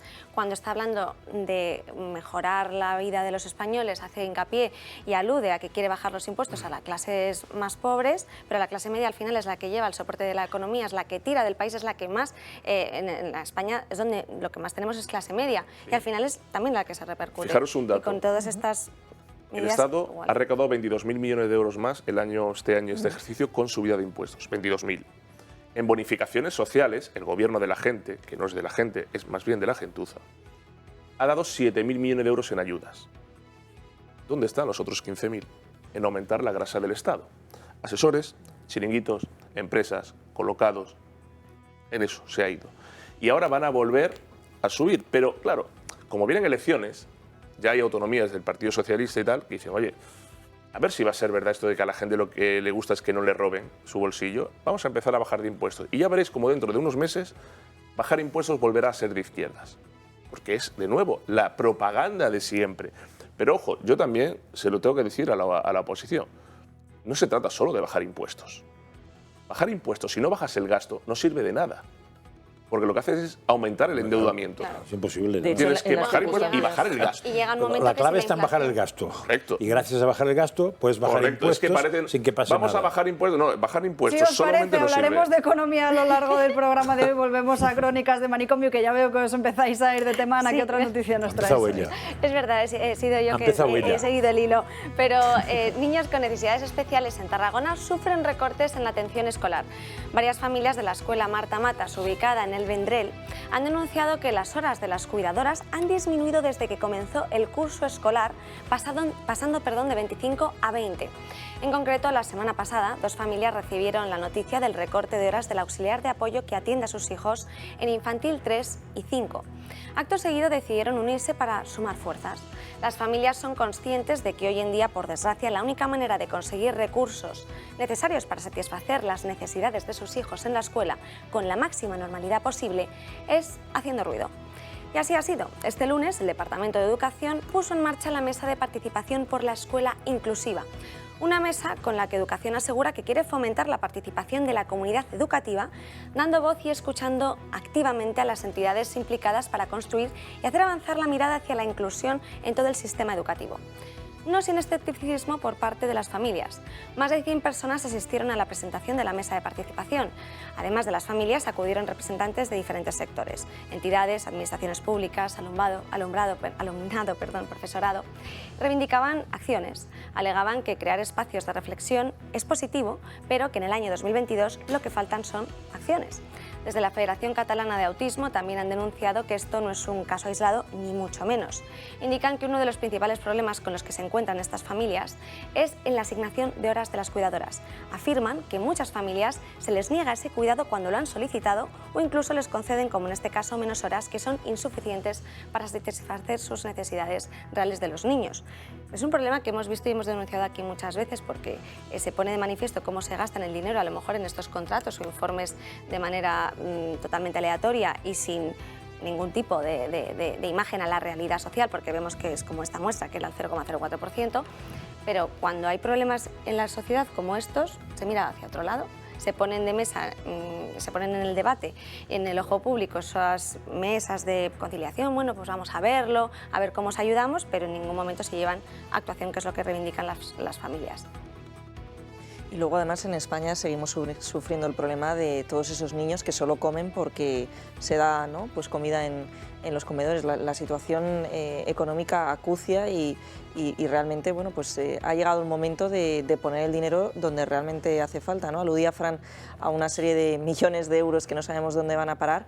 Bueno, pues los políticos se deberían dar cuenta que es precisamente aquí, ¿no?, en las familias con necesidad, que por mucho que quieran acabar con el núcleo familiar, como vimos en informaciones de ayer, pues es ahí donde hace más falta a esas madres, padres solteros o esas familias que siguen, gracias a Dios, siendo numerosas. Es ahí donde hace falta el dinero y que no todo dependa del Estado, ¿no? Pero que ahora que es el momento de mayor, bueno, pues peor situación económica, es ahí donde hay que dar las ayudas. Fíjate, ahí es donde yo creo que debe estar el Estado. El Estado no está para gastárselo en tontería, está para precisamente aquellas personas que por impedimento físico, psicológico, por alguna cuestión en la que no pueden ni siquiera comer, para eso está el Estado. Ahí es cuando un Estado mínimo pero fuerte sí puede intervenir. Exacto. Pero no está para otras cosas, porque lo que hemos visto en la pandemia es que quien ha llevado principalmente la carga del sostenimiento familiar y de muchas casas han sido las familias y organizaciones vinculadas a la Iglesia. Eso lo hemos visto. También las organizaciones civiles tienen que ser fuertes para que cuando llegue un momento en el que el Estado no pueda o no llegue, ayuden y echen una mano. Pero el Estado está para eso, para ayudar a los que menos tienen, para ayudar a los que no pueden sufragarse comida porque no pueden trabajar o tienen algún tipo de dependencia que necesiten que el Estado le ayude. Para eso, para nada más, aparte de la defensa, evidentemente, y tal. Pero eso es lo que tenemos que empezar a contar, a comunicar y a explicar a los españoles. Oiga, el Estado está para esto, no está para esto, se puede gastar esto, ¿no? Y la necesidad de la gente no son las que dicen las Irenes Montero, las María Jesús Montero, los Sánchez y tal. Eso no es el Estado. Eso es el bienestar del burócrata del Estado o el estado del bienestar del político que manda. Entonces yo creo que hay que cambiar el marco mental de la izquierda. No es un estado del bienestar. Queremos construir una sociedad del bienestar, que es diferente. La sociedad del bienestar es la que se basa en el bienestar del individuo, de la propia sociedad y de las familias. El estado del bienestar es el que construyen los burócratas que están al mando de un gobierno. Y ese marco, cuando lo cambiemos y expliquemos a la gente, entre otras cosas, que el dinero está mejor en manos del ciudadano y no en manos del burócrata, pues a lo mejor podemos empezar a cambiar las cosas. De hecho, ellos lo que reivindicaban estas familias es que todas esas reivindicaciones que hacen está reconocido ya en el decreto de la escuela inclusiva desde el año 2017, por ejemplo, que llevan 5 años batallando para que les hagan caso y lo que han hecho es reunir firmas para que de alguna forma el centro rectifique, recule y esas, porque al final esas 20 horas se quedan en menos, como tienen luego la hora de la comida, se ajustan y entonces son en 17,5 horas semanales, cuando lo que dicen también y reivindican es que, por ejemplo, si la ratio en el comedor de una monitora es por 15 niños, aquí en ese caso de los niños con necesidades especiales requieren un monitor por cada 1 o 2 niños y al final necesitan muchos más recursos por parte del Estado o de las autonomías en este caso. Sobre todo acordaros que en la nueva ley de educación va a que desaparezcan los centros de niños con educaciones especiales. O sea, con lo cual eso ya empieza a ser una cosa anecdótica. Y diciendo lo que decía Frank, voy a matizar un poco más. Ya la palabra empieza mal. O sea, en la especie humana lo del bienestar a mí me interesa muy poco. usaría el verbo ser. El bien ser sí, pero el bienestar, eso para las vacas, de puta madre, con perdón. Pero para mí, yo bienestar no. Yo quiero bien ser. Ya de entrada, con lo cual hemos empezado enfocando mal el problema. Y la segunda cosa, será más principio de subsidiariedad. Que el Estado llegue donde no llega el ciudadano. Porque claro, el día que el Estado quiera repartir comida a los pobres, la hemos jodido también. Porque entonces gastará millones para repartir €1. Lo que hay que hacer es decir, ¿quién reparte bien? ¿Estos? Pues a estos que no les falta la comida. Pero que no me lo haga el Estado tampoco. Porque es muy peligroso por lo que decíais. Porque siempre hace lo mismo. Que es un monstruo, para repartir €1, crea un monstruo de 100.000 euros. Y lo que interesa es que el monstruo ya lo ha creado un señor que hace que no sea un monstruo, que es el privado, que dice yo si gasto 100.000 no lego, y con 2 ya lo hago, entonces póngame usted, écheme la ayuda para que llegue a la gente. Pero fíjate que para eso hace falta también invertir no solo en los empleados, digamos, en la parte más baja de la cadena, sino también en los empresarios, en fomentar que la gente no quiera vivir de las ayudas, que también yo creo que ese es un mal endémico que se ha heredado, ¿no? Generación tras generación, en algunas regiones especialmente, ¿no? Que todos conocemos, y es necesario que se invierta en quien genera esa riqueza, para que se cree motivación. Es necesario bajar los impuestos también a los ricos, para que nos traigan más riqueza y se promueva un mayor consumo. Pero, Patricia, pero no que ese consumo debido a la inflación se multiplique entre los más pobres, que es lo que pasa, ¿no? Y que sigamos bebiendo de esas ayudas, de esas subvenciones. Hace falta un cambio de mentalidad y para ello hay que ayudar al que genera riqueza. Pero fíjate que ha salido antes ese tema, cuando lo he dicho yo al principio del tema, cuando he dicho lo de que la imposición a partir de los 15.000 euros... Lo has explicado muy bien. Claro, ¿por qué no cambian eso? Porque es mucho mejor que al pobre, al desgraciado jubilado, desgraciado, pues, porque le tratan como un desgraciado, le den 100 euritos, en vez de que se los bajen, porque entonces le dan 100, él dice gracias, chaval, y al cabo del año siguiente te corto la cabeza. Claro, que nos digan que nos han bajado los impuestos, cuando la realidad es que mes a mes las retenciones no han bajado. El neto disponible de cualquier núcleo familiar sigue siendo el mismo cuando los precios son más altos. Se ha visto el caso perfecto este verano, cuando el paro ha aumentado en meses donde generalmente el paro suele bajar. Porque hay empleos que son estacionales, son temporales. Claro, si tú fomentas el asistencialismo, no el trabajo digno, sino el asistencialismo, lo que provocamos es una burbuja ciudadana de gente que diga, ¿yo para qué voy a trabajar si el Estado ya me está pagando un poquito menos de lo que a mí me pagarían como sueldo? Pues no quiero trabajar, no me compensa, no me incentiva, no hay nada. En vez de crear las condiciones, el ecosistema, la ideología de izquierdas y de extrema izquierda lo que crea es el sistema, que es cuanto más gente pobre, dependiente y asistencial del Estado, mejor. Porque no solamente la puedo controlar económicamente, es que la puedo controlar ideológicamente. Claro. Y al controlarla ideológicamente, porque depende el voto, efectivamente, de su subsistencia y su supervivencia, estará en el poder el tiempo que a mí me da la gana. Eso es lo que se ha construido en Latinoamérica durante mucho tiempo. Bien, pues este modelo asistencial, la derecha, cuando ha gestionado, también ha caído en eso y no ha sabido desmontarlo. Pues hay que construir todo lo contrario. También quiere votos, la derecha también quiere votos. Es que al final el político, y lo sé por experiencia propia, gran parte de ellos, sobre todo los que no están por principio, están por otras cosas, lo que les mantiene es el control del poder y el mantenimiento del escaño. Bien. No, pero es que hay una cosa más importante de eso que se llama problemas reales de los ciudadanos. El asistencialismo, cuando ahora se ha debatido tanto de por qué ha ganado Meloni en Italia, de los 7 problemas principales de los italianos, 5 eran económicos. Casualmente, la inmigración, que es un tema muy importante en Italia, estaba el 6º en la preocupación. Todo era bolsillo, bolsillo, bolsillo. Y una de las cosas que dijo Meloni, que me pareció de sentido común, puedo estar de acuerdo con ella o no en otros temas, dijo, oye, es que yo quiero quitar el asistencialismo que ha creado la izquierda por un trabajo digno. Que yo no quiero que usted viva toda la vida de la paga que le den, o que esté en su casa esperando a que le llegue una nómina que el Estado, que a lo mejor un día no tiene para dárselo, ¿y usted entonces qué hace? ¿Cómo trabaja después? ¿Cómo crea un negocio, una empresa si tiene una idea? ¿Qué ayudas tiene cuando esto se le acabe? No hay futuro, lo que se crean son bolsas de miseria. Y esto lo hemos vivido en Andalucía durante 40 años, lo sé por experiencia propia. Disculpad que os interrumpe, pero es que ya no aguanto más y me tengo que ir a la cocina. Ana Agulló, muchísimas gracias por estas crónicas de Manicomio. Mañana, bueno, el lunes nos vemos con más asuntos. ¿Ya está listo? Sí. A ver. Oye, lo has dejado exquisito, ¿eh? Tiene un pintón, vamos, para casi no deshacerlo. ¿No vas a probar? Sí, claro que sí. Ahora en la publicidad ya sabes que lo pruebo yo y ya vienen todos en masa. Es que tendrás competencia. Hombre, eso seguro. Oye, pero seguro. este rape que lo he hecho en la sartén, pero cuando se hace esto a la brasa, es diferente. Tiene otro toque de, no sé, otros aromas, otro sabor. Es lo bueno de una buena parrilla. Y cuando vayáis a Iyumbe... Es lo que te iba a decir, para eso hay que ir a Iyumbe. Pedir rape, que eso es un manjar. El rape es un manjar. Además, a mí me gusta... Porque allí siempre lo hacéis a la parrilla, ¿no? A la brasa, siempre, siempre. Y ya podéis ir a Moraleja, ya podéis ir a Castellana, que preparamos un rape ideal. Oye, pues le estamos dejando aquí abajo los números de teléfono para que llamen cuanto antes y reserven su mesa. En Avenida de Bruselas 9, en Alcobendas, 91 490 1096, o en Paseo de la Castellana 172, en el 91 867 5902. Así que ya saben lo que tienen que pedir este fin de semana. Pues muy bien, estupendo. Pues mira, este rape, no os he dicho, he traído hoy a la mañana desde Mercamadrid. Además, bien prontito, has madrugado a las 4:30 estaba yo en Mercamadrid viendo pescaditos. Pues ya está, nos vamos a dejar de tanta conversación, nos vamos a ir a publicidad y lo probamos mientras tanto. Muy bien, gracias.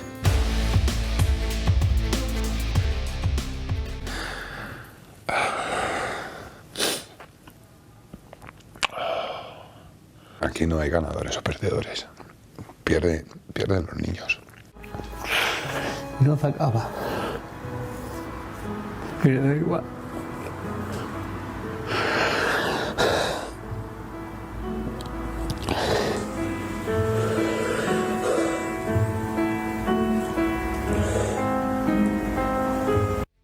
Leyes de género, leyes injustas. Esta noche, Ciudadano Caque, a las 9:15, no se lo pueden perder. Bueno, vamos a hablar de más asuntos. Nos vamos a la situación económica, porque el Gobierno, como saben, recortó en 6 décimas el crecimiento económico de nuestro país para el próximo año 2021. Lo dejaba en un 2,1%, pero esta semana volvemos a tener otro organismo que revisa esa estimación que realizó Moncloa. En este caso, el BVA, que lo vamos a poder ver en imagen apenas unos minutos, que baja esta previsión de crecimiento a un escaso 1%. El resto de organismos, como saben, como por ejemplo el Fondo Monetario Internacional, el Banco de España o la AIREF, señalan también que el crecimiento se va a producir entre el 1 y más lejos del 2%. Este informe del BVA rebaja en 8 décimas menos que lo previsto en julio por la subida de los tipos de interés y también por la inflación. Apunta a que la economía española está en un proceso de desaceleración y que espera que algún trimestre del próximo año esté incluso en negativo. Bueno, otro organismo, como decimos, que contradice lo pronosticado por Moncloa. Además, una previsión de crecimiento que Moncloa ha usado para la elaboración de los presupuestos generales del Estado del año 2023. Unas cuentas públicas realizadas con un claro cálculo electoral y con el afán de comprar voluntades, como denuncian desde la oposición. ¿Quieren saber quién se lleva el gordo de los presupuestos? Pues como no podía ser de otra forma, lo hace Irene Montero, José Félix Tezanos y también el propio Gobierno, que se ha subido el sueldo.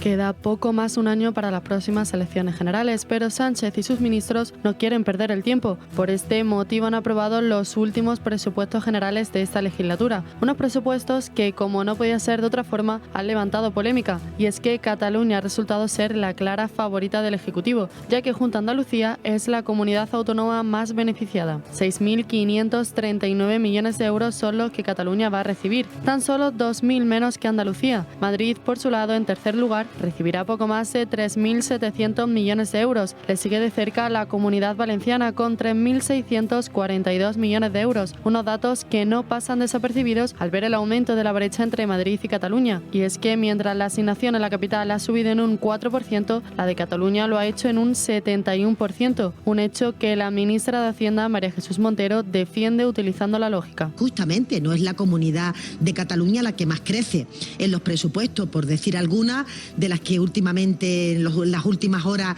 han tenido principal lamento, pues la Comunidad de Madrid tiene un crecimiento el triple de lo que se plantea en la Comunidad de Cataluña. Sin embargo, el presupuesto a Cataluña no es lo único que aumenta. En mitad de la gran inflación que atraviesa España, el gobierno de Sánchez ha decidido subir el sueldo de sus ministros en un 4%, una subida que implica que el presidente del Ejecutivo gane 90.010 euros al año, pero una subida que no repercute en la Casa Real, la cual mantiene los los 8,4 millones de euros asignados, algo que la ministra de Transportes niega sistemáticamente. La subida del sueldo de los altos cargos, de los políticos, es exactamente la misma que la del resto de los funcionarios, un 2,5%. Por lo tanto, demos una información correcta porque esos son los datos. Pero no solo aumenta el sueldo de los políticos, los españoles ven como las facturas de la luz, del gas, los precios de los alimentos y la gasolina lo hacen con ellos, y mientras los bolsillos de las familias están cada vez más vacíos.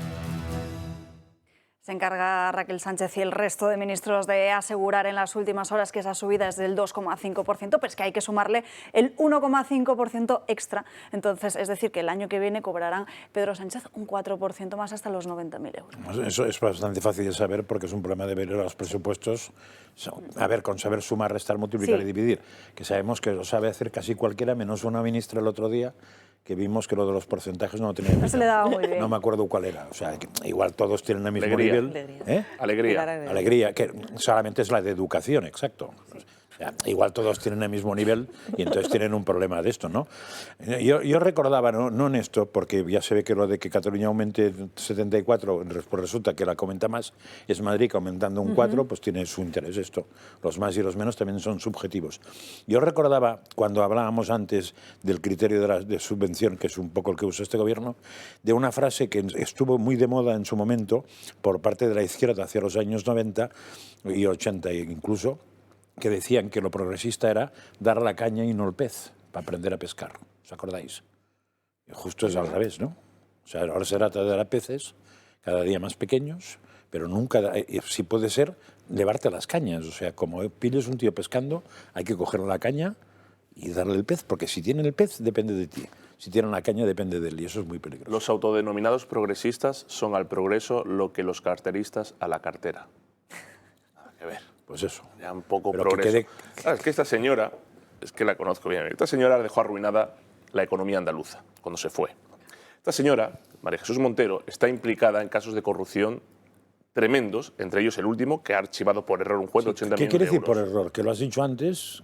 ¿Por qué dices por error? Pues porque, al parecer, cuando dice por errores, como ha prescrito ya, pues estamos hablando de un caso de hace 12, 13 años ya, caso Isofotón de 80 millones de euros concedido a una empresa fotovoltaica que cerró y que nunca se supo dónde fueron esos 80 millones de euros, pues al parecer se traspapelaron papeles y no hay ningún tipo de fundamento, según el juez, para poder hacerlo. Y cuando se han querido dar cuenta, pues el caso estaba archivado. Qué casualidad, ¿no? Y además salió ayer. Bueno, es un caso de los muchos que ha tenido el Partido Socialista en Andalucía, de los innumerables, y que ahí no pasa absolutamente nada. Pero es que esta señora, la que dijo que 1.200 millones de euros no eran nada, esta es la señora que te hace una comparativa económica con Juanolas y Ricola, que sacó ayer en el Congreso la comparativa y sacó un paquete de Juanolas y de Ricola para explicar la economía. Esta es la señora que dijo que no podía bajar el IVA de las mascarillas en su momento porque Europa se lo prohibía. Mentira. Yo es que no le llamo a la señora Montero, yo le llamo a la ministra mentira, porque el día que diga una verdad le colapsa el cerebro. O sea, no le dice la verdad ni al médico. Miente tras mentira. Entonces, que ahora corrija organismos como el BVA, la Unión Europea, el Instituto de Estudios Empresariales, FUNCAS, da igual. Es que a este gobierno le van a corregir siempre, porque miente por sistema, miente por enfermedad, entonces por defecto. Entonces es normal que le corrijan. Lo que pasa es que los españoles... Claro, ha salido ahora una señora y ha normalizado que en pleno saqueo a los bolsillos de los ciudadanos, que en pleno saqueo fiscal, ha normalizado que se suba el sueldo de los altos cargos y los miembros del gobierno. Oiga, diga los datos bien, se han subido, es que no hay que subirlo, es que son los primeros que se tienen que apretar el cinturón, es que son los primeros que se tienen que rebajar el sueldo si acaso. Es decir, hemos normalizado que en pleno saqueo a las familias que no pueden pagar la luz, ni el agua, ni poner el aire acondicionado o ahora la calefacción, que viene un invierno durísimo, que le cuesta más comprar carne, pescado, cualquier tipo de alimento, que le ha subido las hipotecas, que le sube el colegio de los niños.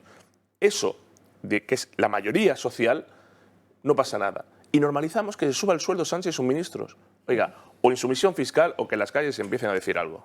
Y además, no te falta ninguna razón, Fran, yo quiero poner sobre la mesa dos cuestiones que me han llamado mucho la atención de estos presupuestos, ¿no? La primera son las propias declaraciones de la ministra a la que aludía sobre la cuestión madrileña. Bueno, es que Madrid, la Comunidad de Madrid ha sido capaz de generar un entorno, ya no solo por su capitalidad, ¿no? Que muchos economistas de izquierdas dicen, no, es por su capitalidad, por supuesto, eso también contribuye, pero también por la forma de plantear la economía y en concreto la fiscalidad, tanto de las personas físicas como en la medida en que puede de bonificaciones también para empresas.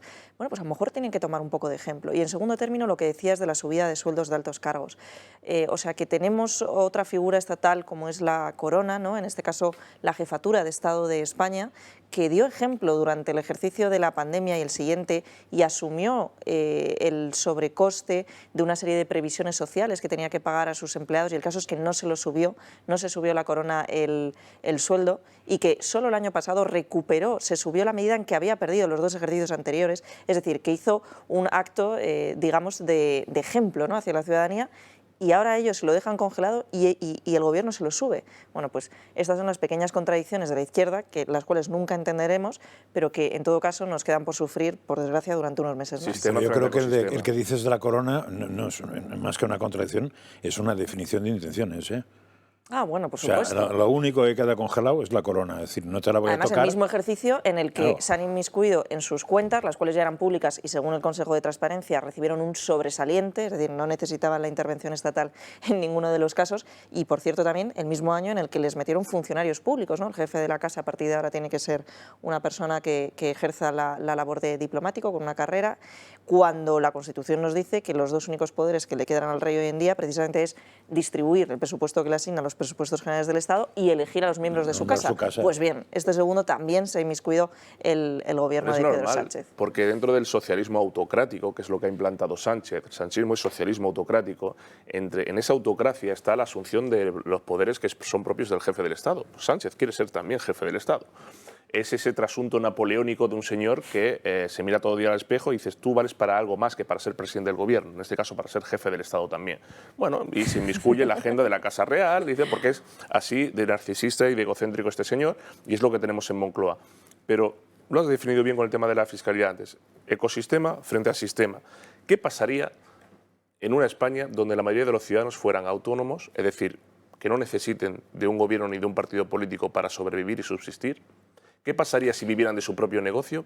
¿Qué pasaría si pudieran alimentar a su familia sin necesidad de tener un carnet de partido o una militancia ideológica? ¿Quién les podría controlar?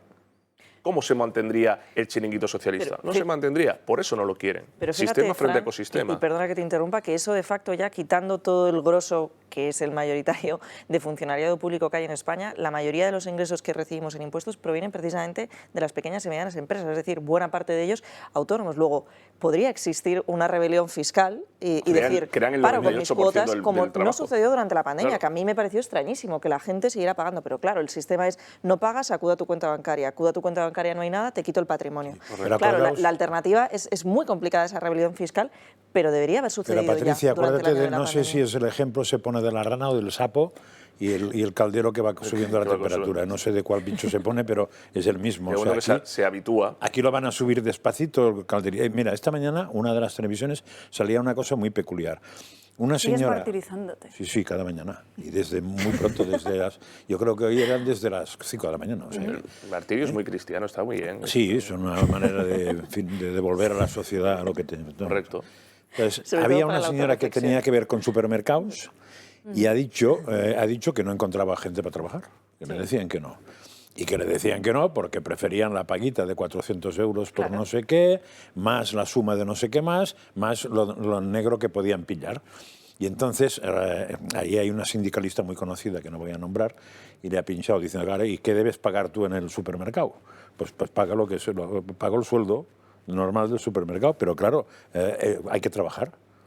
O sea, si yo pago el sueldo el sueldo mínimo, hay que trabajar unas horas. Si das 400 euros, no hay que trabajar nada. Por eso la gente prefiere los 400. Decía, además, como no hay una ayuda, sino que hay sumas 2 o 3, porque claro, si el ayuntamiento tal... me contaban en el taller un caso de que intentó contratar a una persona y esa persona le dijo no, que prefería quedarse en su casa porque tenía el mismo salario con las ayudas. Entonces, claro, ¿para qué iba a salir a trabajar? Por cierto, que además en medio de toda esta situación económica de la que estamos hablando, por cierto, ayer el diario El País, lo comentábamos aquí, calificaba estos presupuestos de prudentes. Pues hoy el medio al servicio del Partido Socialista y preferido por el Gobierno ha vuelto a hacer de las suyas. De hecho, en la portada del Digital publica este artículo esta misma mañana que dice hoy podría ser rico, pero no quiero jóvenes que renuncien a sus fortunas para luchar contra la desigualdad. Esto es una verdadera vergüenza y esto instaura la cultura contraria al progreso, ¿no? La cultura por la cual el trabajo, por supuesto, que dignifica y el trabajo nos permite tener ahorros, nos permite mejorar como personas y todos aquellos políticos de izquierda que critican el progreso de otros, pero que luego cuando están en el poder y ven el duro que no han visto en toda su vida porque no han trabajado y entonces comprenden, ¿no? que es normal progresar, que es lo que todo el mundo quiere, progresar. Bueno, pues esto es a lo que nos lleva. ¿Y por qué meten este globo sonda informativo, que es muy importante que lo comentemos aquí? Bueno, pues porque por otro lado nos están diciendo que el patrimonio va a quedar doblemente gravado, con la excusa de que es un importe superior, a través de ese impuesto a la fortuna. Por cierto, un impuesto que ahora sí es para ricos, pero que a lo mejor dentro de unos años, lo malo de instaurar un impuesto, porque así comenzó el impuesto de la renta sobre las personas físicas, el IRPF, temporalmente, hace muchos años, siglo XIX, y luego se instauró de manera definitiva. El problema de decir que sí, de abrir la valla, ¿no? Nuestro recinto de la propiedad privada, del ahorro de las economías domésticas a nuevos impuestos, es que luego bajan los importes. Y donde hoy dicen 3 millones de euros, mañana dicen 50.000 euros. ¿Y quién no va a tener una vivienda en propiedad? Pues todavía lo conservan muchas personas, que no supere el valor de dicho importe. Bueno, pues precisamente esta cultura, que lo hemos apuntado aquí en mesa, de vivir de las ayudas, esta cultura de, oiga, es que me van a financiar hasta en mi ocio, todo menos los toros, por supuesto, porque quien está en el poder es un gobierno de izquierdas. Bueno, pues esto no hace sino crear ciudadanos más pobres, más dependientes y a su vez con menos empleo. Lo veíamos hace unos días con las tasas de educación, ¿no? de los chavales, que incluso con títulos universitarios casi la mitad se encuentra en paro, encabezando bueno, pues las máximas europeas. Pues es muy triste esta situación y por eso este tipo de desinformación, porque esto es auténtica desinformación e intento de incidir en la cultura de vida occidental, que sí que está basada en el progreso, es lo que, por desgracia, todavía nos queda unos meses por sufrir. Los jóvenes cada vez más tontos porque podrían usar esa propia riqueza para generar más todavía. Pero que eso no se lo cree nadie. Pero a ver, ¿vosotros os creéis que hay mucha gente? Mira, el otro día en televisión, creo que fue en La Sexta, por la noche, el sábado por la noche, uno de estos tan progres que hay allí... Creo que te martirizas, sí. Ahora sí, pero a todas horas. Dijo, bueno, es que por la mañana, por la tarde y ahora por la noche también. A veces hay cosas peores, ¿eh? Entonces, y cuando acaba la programación aquí, pilla algo tú a las 12 de la noche sensato. Entonces, el sábado puedes pillar aquello o algún reportaje en otros días. Siempre puedes leer El País. Un señor muy conocido, muy de izquierdas, dijo que él está encantado en que le subieran los impuestos. Eso no se lo cree ni su madre, vamos. No, pero es que es mentira. Ni ese, ni nadie... sí, esa gente suele ser la que luego, curiosamente, tiene cuentas en Luxemburgo. Claro, claro. Por cierto, no solo personas físicas, personas jurídicas. Pero que tiene choletes después, ¿sabes? Todos los que han salido en esa cadena o en ese periódico, nadie. Todos han tenido una causa judicial. Desde Monedero al Wyoming, todos tienen paraísos fiscales cuentas, todos han defraudado Hacienda, todos tienen algún tipo de conflicto con la agencia tributaria, precisamente por aquello contrario a lo que predican y dicen, porque esa es la izquierda. Haz lo que digo, no lo que Además, hago. Es que incluso si vamos al tema de las palabras, que para algo significan, la palabra impuesto, que sepa yo, no habla ni de caricia, ni de detalito, ni de alegría, ni de musiquilla. Dice impuesto, o sea, usted o paga o le corto algo. Pero impuesto. Pero ya está el eufemismo, porque el neolenguaje está para eso. Ya no es un impuesto, ya es una contribución solidaria. Sí, pero sigue con impuesto, ¿eh? Ya no, pero es una contribución solidaria. RPF, impuesto a personas físicas. No le llaman cariñito, donativo. No. Yo, entre mis favoritas, esta de contribución solidaria de la izquierda no está mal, porque es propio. Pero a mí mi favorita es la de Montoro, que en su momento, recordemos que la mayor subida de impuestos en este país la hizo el Partido Popular, dijo aquello que no eran impuestos, que era un recargo temporal de solidaridad. recargo temporal. Es un eufemismo bien cogido, recargo temporal de solidaridad. Y lo de temporal, que decía. Y sobre todo lo de temporal. Pero fijaros, esa depauperización de todo, de la sociedad, de la economía, cuando hace mucho tiempo, y se cumplen ahora 10 años, se os ha cumplido 10 años de cuando yo regresé de Venezuela y vi el escenario que había allí, Venezuela llegó a ser la segunda economía más potente de América Latina, la segunda. Y la segunda a finales de los 90, con muchísima corrupción, pero la segunda. Cuando llega el socialismo en el cual se han basado no solo Podemos, sino como hemos visto Zapatero, porque ahora es su asesor, y seguro que también Sánchez en ese socialismo autocrático, los empresarios, todas las personas le decían, ¿cómo nosotros vamos a acabar, como han acabado en Cuba, por mucho que este señor sea un liberticida? Esto es imposible. Hoy Venezuela es la segunda economía más pobre de Latinoamérica. El proceso que han seguido en Venezuela de laminar instituciones, de controlar el poder judicial, de controlar los medios de comunicación, de controlar la voluntad ciudadana, de crear bolsas de asistencialismo infinitas, de crear una burbuja donde no se puede emprender si no es a través del Estado, todo eso se está replicando con milimétrica precisión en España. Y se ha aplicado con los adalides o los enviados de aquel proceso político aquí en España, que están en el gobierno. Y cuando a mí me hace gracia que hoy estemos hablando de, lo veo en muchos medios analizando, ¿no?, que el populismo de derecha o de extrema derecha, oiga, aquí está gobernando la extrema izquierda, peor que mejor, y lo estamos sufriendo y no pasa nada. Así que menos humos con lo que pueda venir. Pero este titular del País es la nueva religión secular woke que nos quieren imponer. El indigenismo, el especismo, el cierto tipo de feminismo, etc. Y ahora nos quiere imponer la pobreza existencial, que es, no, ganar dinero está mal, no, prosperar y progresar en la vida está mal. Tú tienes que ser pobre porque para combatir la desigualdad del resto, no de la élite, porque la élite seguirá viajando en aviones privados y en barcos privados y tendrá esos lujos, para combatirlo tú tienes que quitarte tu capital. Claro, eso lo dice un diario que es propiedad de un multimillonario al que el señor Sánchez le dio favores para comprar el periódico y comprar las acciones del grupo, y que también lo dirigen personas que tienen mucho dinero y que, como yo digo, pertenecen a esa izquierda de ático y gin tonic, ¿verdad? Que se reúnen en su ático a decir, ¿cómo podemos cambiar el mundo a la gente y decir a la gente lo que tiene que hacer? Bien, pero nosotros en nuestro ático y con nuestro gin tonic. Esa es la sociedad que está construyendo. Ante eso, ¿qué rebeldía va a haber? ¿Solo la va a capitalizar un partido? ¿La va a capitalizar la sociedad? ¿La va a capitalizar las instituciones? Porque el proceso de bolivarización de España, de venezualización, como quieran decirlo, de España, es cada vez más evidente. Pero no lo vemos. No lo vemos por el símil de la rana o del sapo en el caldero. Nos estamos habituando a que nos quiten libertades, nos estamos habituando a que nos conformemos con ser más pobres, porque siempre nos pondrán una alternativa peor. Oye, confórmate con que te he quitado esto porque te puedo quitar más. Que te acabo de bajar los impuestos. Oye, sí, pero me has bajado 2 cuando me habías subido 10, con lo cual soy más pobre. Nos estamos acostumbrando a todo eso, en un escenario que el año que viene va a ser tremendo, no el año que viene. Este invierno. No, diciembre, enero. En fin, no tendrás nada y serás feliz, que dicen algunos. Son por este tipo de cosas que estamos comentando por las que Pedro Sánchez no puede salir a la calle. De hecho, recordarán como el líder del Partido Socialista, su maquinaria propagandística, proclamó que Pedro Sánchez iba a estar más a pie de calle, escuchando a los ciudadanos. La primera prueba de que no le iba a salir de todo bien fue ese lunes en el Palacio de la Moncloa, donde hizo una reunión para escuchar a los ciudadanos. 50 ciudadanos muy bien escogidos, entre ellos, además, dirigentes del Partido Socialista, dirigentes del Partido Socialista, como digo, pues ahora el plan de Sánchez ha cambiado por completo y lo que hace es evitar la calle. No le gustan los silbidos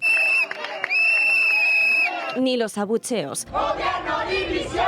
¡Gobierno división! Y es por eso que la Moncloa, también Ferraz, ha decidido frenar la política de proximidad de Sánchez con los ciudadanos. Según reconocen, porque el presidente polariza y la opinión de la gente de la calle perjudica su imagen. También crecen los varones como Chimo Puig o Javier Lambán, que prefieren mantener cierta distancia con el presidente.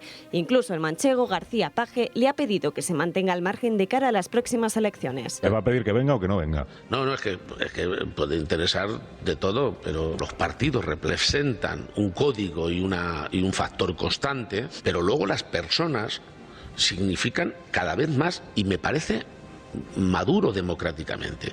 ¿De verdad usted cree que la gente sabía lo que era Podemos? Se enteraron primero quién era Pablo Iglesias y luego se enteraron de lo de Podemos. Fue en septiembre cuando el equipo de comunicación de Sánchez puso en marcha la que denominaron como campaña de El Gobierno de la Gente, es decir, encuentros en los que el presidente socialista, en calidad de secretario general del PSOE, iba a hacer con la ciudadanía con el único objetivo de llevarle por toda España y vender los logros del Ejecutivo. El equipo de Sánchez ideó un total de 30 actos con los que pretendía auparle, del mismo modo que hicieron en 2017, cuando tras ser rechazado por los socialistas, elaboraron una campaña por todo lo alto para que recuperara su presencia y su imagen. Uno de los primeros actos resultó ser un fracaso. Un total de 50 personas fueron invitadas al primer acto y las críticas no se hicieron esperar, debido a que la casualidad llevó a que muchos no eran ni anónimos ni independientes. Ahora mismo en el entorno de Sánchez se encuentran inmersos en la grabación de su docuserie y siguen apostando por sus viajes al extranjero para potenciar su imagen. Y a pesar de lo que muestran las encuestas, en el gobierno insisten en que el efecto Feijóo no funciona y el PSOE y Sánchez son cada vez más fuertes.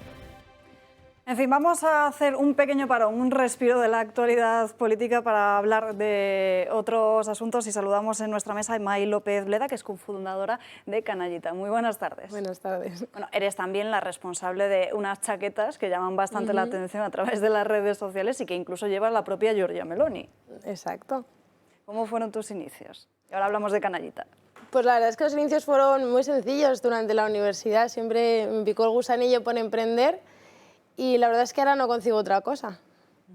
¿Cómo surge esa idea de coger chaquetas y darles una doble vida?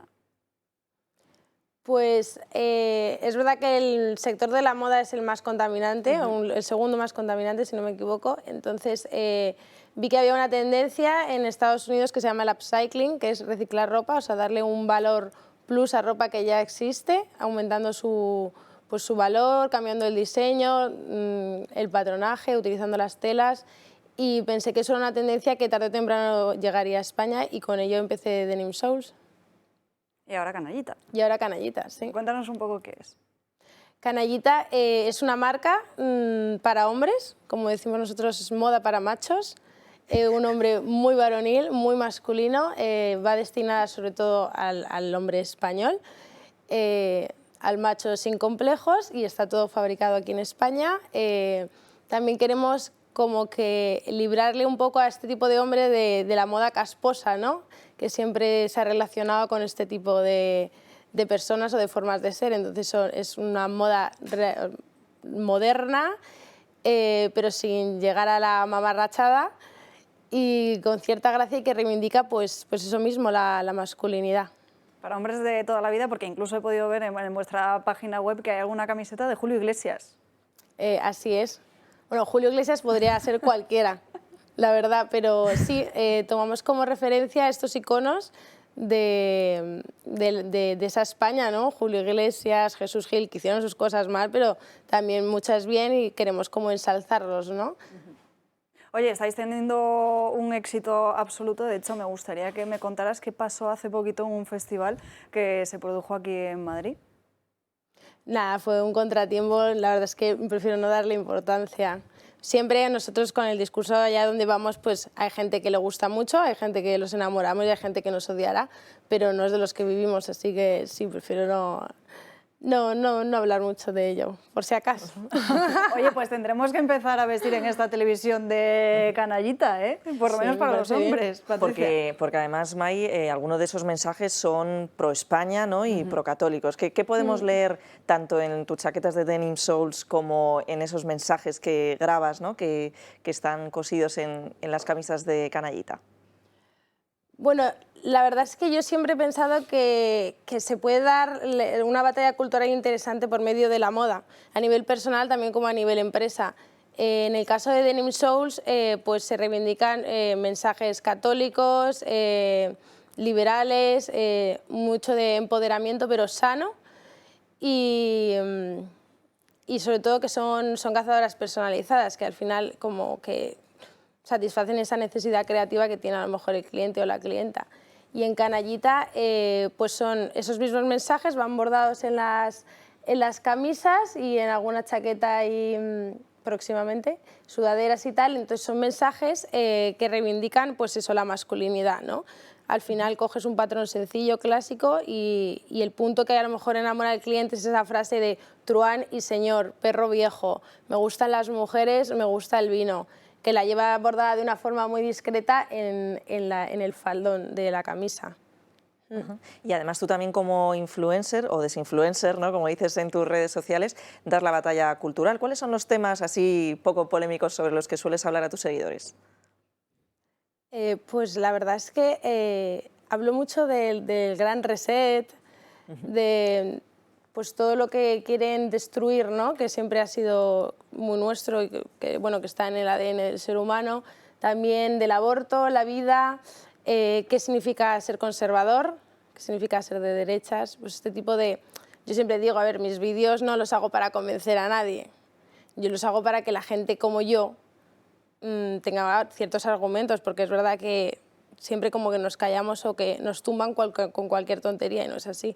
Sí, eso es lo que intento. ¿Dónde os podemos encontrar o para cualquier espectador que quiera hacerse con alguna de vuestras prendas? Pues la primera marca es denim_souls, o sea, esto en Instagram, voy a decir los Instagram porque es nuestro canal fundamental.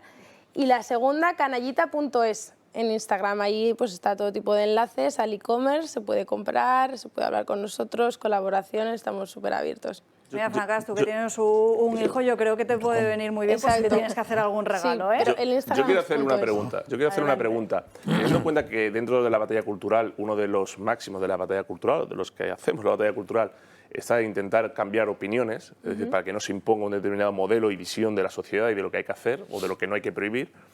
Yo te pregunto, ¿es posible que una persona de izquierdas, de estos que hablan de la masculinidad tóxica y tal, pueda llegar a vestir las prendas de canallita y acabe aceptando la batalla cultural simplemente porque lo estético le gusta cómo le quedan las prendas? Bueno, yo creo que el primer logro es que ese tipo de personas te compre una prenda, ¿no? Entonces ya está pagando indirectamente un impuesto revolucionario, porque nosotros decimos que canallita es la revolución de la masculinidad. Entonces, con eso nosotros ya estamos contentos. Y luego es verdad que tarde o temprano a estos hombres les van a terminar tocando las narices. Y si encuentran una marca que les inspire o que les ayude de forma discreta a abanderar ciertos valores, porque un hombre por ser hombre ya tiene ciertos valores que aunque quiera ser políticamente correcto en la sociedad no los va a decir, pero bueno, ya te digo que si un hombre de izquierdas pro-feminista, machista, pro hombre aguachirri nos compra, pues ya ha pagado el impuesto revolucionario. A mí ya con eso me estoy igual que la revolución del 68 esta de izquierdas fue por lo estético, igual asistimos a otra en el lado contrario también por lo estético. O sea, que me parece una gran idea. Ay, muchísimas gracias por estar aquí con nosotros. Un placer. Te seguimos por las redes. Vamos a dedicar los últimos 10 minutos que nos quedan de este viernes a hablar de otros asuntos. Volvemos a tener que hablar de la ley trans después de que ya lo hiciéramos ayer en el Congreso, porque hoy conocemos que el fiscal general del Estado, Álvaro García Ortiz, ocultó un informe bastante crítico para no perjudicar al Gobierno. Como bien dijo el actual presidente del Gobierno en su día... Es que la Fiscalía, ¿de quién depende? ¿De quién depende? Sí, del Gobierno. Pues ya está.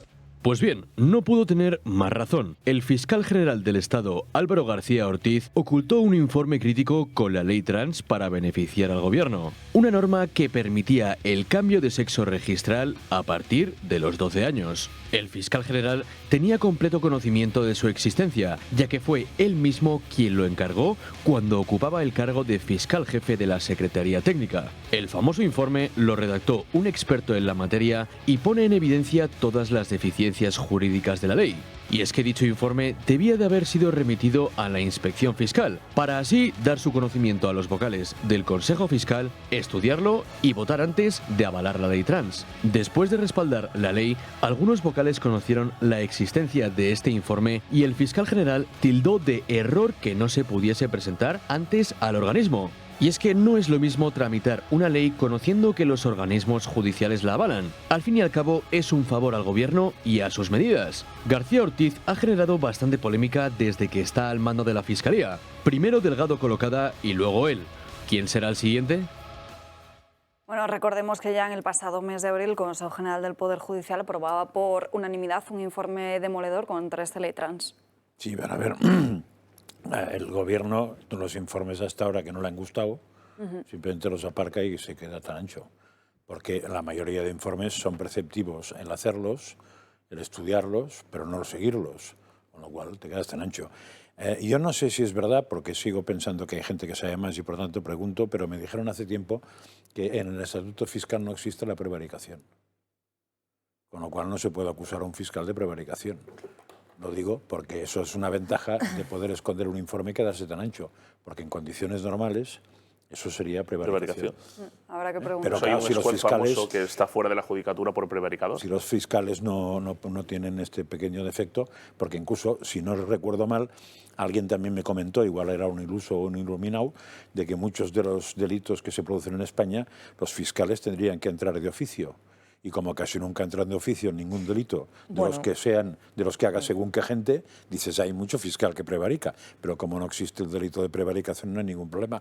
O sea, puede hacer Patricia, cualquier delito el que quiera y no pasa nada. Sí, no, tienes razón en todo lo que apuntas, pero precisamente, aunque bien por otro motivo, por los tratos en prisiones, sí que se creó la figura del defensor del pueblo, que luego, como tantas otras cuestiones estatales, se contaminó creando los consejeros del pueblo autonómicos, ¿no? Que generaron un gasto de 33 millones de euros el último ejercicio en España. En cualquier caso, ¿cómo tenía que haber sucedido para ley trans, ¿no? Bueno, pues tenía que haber sido la Secretaría Técnica de la Fiscalía quien informase a la Inspección Fiscal y estos vocales tuviesen la oportunidad, bueno, pues de votar y de, en su caso, avalar o no la ley trans. ¿Qué sucede? Bueno, pues estos informes es cierto que no son vinculantes, pero sí que son preceptivos. Sí. Pero es muy importante que los órganos judiciales sí que den el sentido al gobierno del turno sobre la ley de turno, puesto que de lo contrario, si no, cualquier ley en tramitación sería una cuestión puramente política.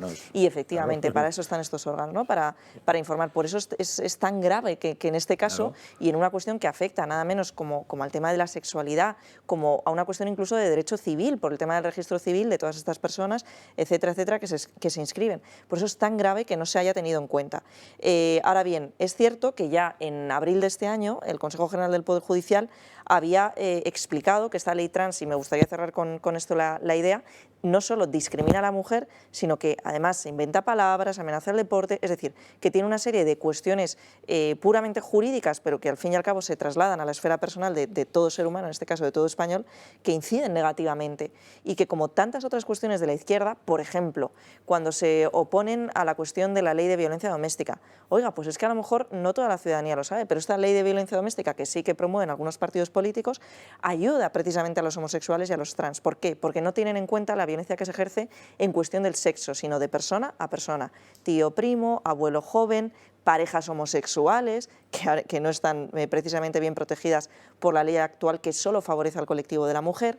Por tanto, en una cuestión que afecta a la esfera personal, es muy importante informarse de lo que tienen que decir los órganos judiciales y en función de ello ya que el político decida, pero que decida sabiendo que ese informe, al fin y al cabo, se puede filtrar a la prensa y se puede conocer, nos diga si realmente es lo más correcto o no en ese momento de la historia y, sobre todo, también si se atiene o no a derecho. Sí, para eso están los consejos consultivos incluso en las autonomías y pasa lo mismo.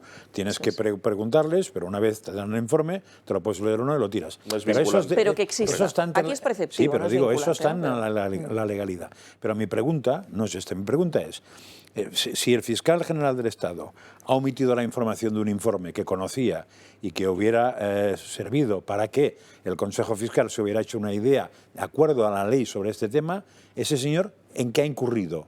Probablemente en nada. En nada, no, ya pues te lo entonces ahí confirmo, tenemos el problema legal, que no habrá incurrido. Bueno, pero en para nada. eso está Hombre, la será responsabilidad será lo que quieras, del propio pero fiscal, como ya sucedió hace ya. muchos años, ¿no? Y la información del debate de hoy en portada lo cuenta.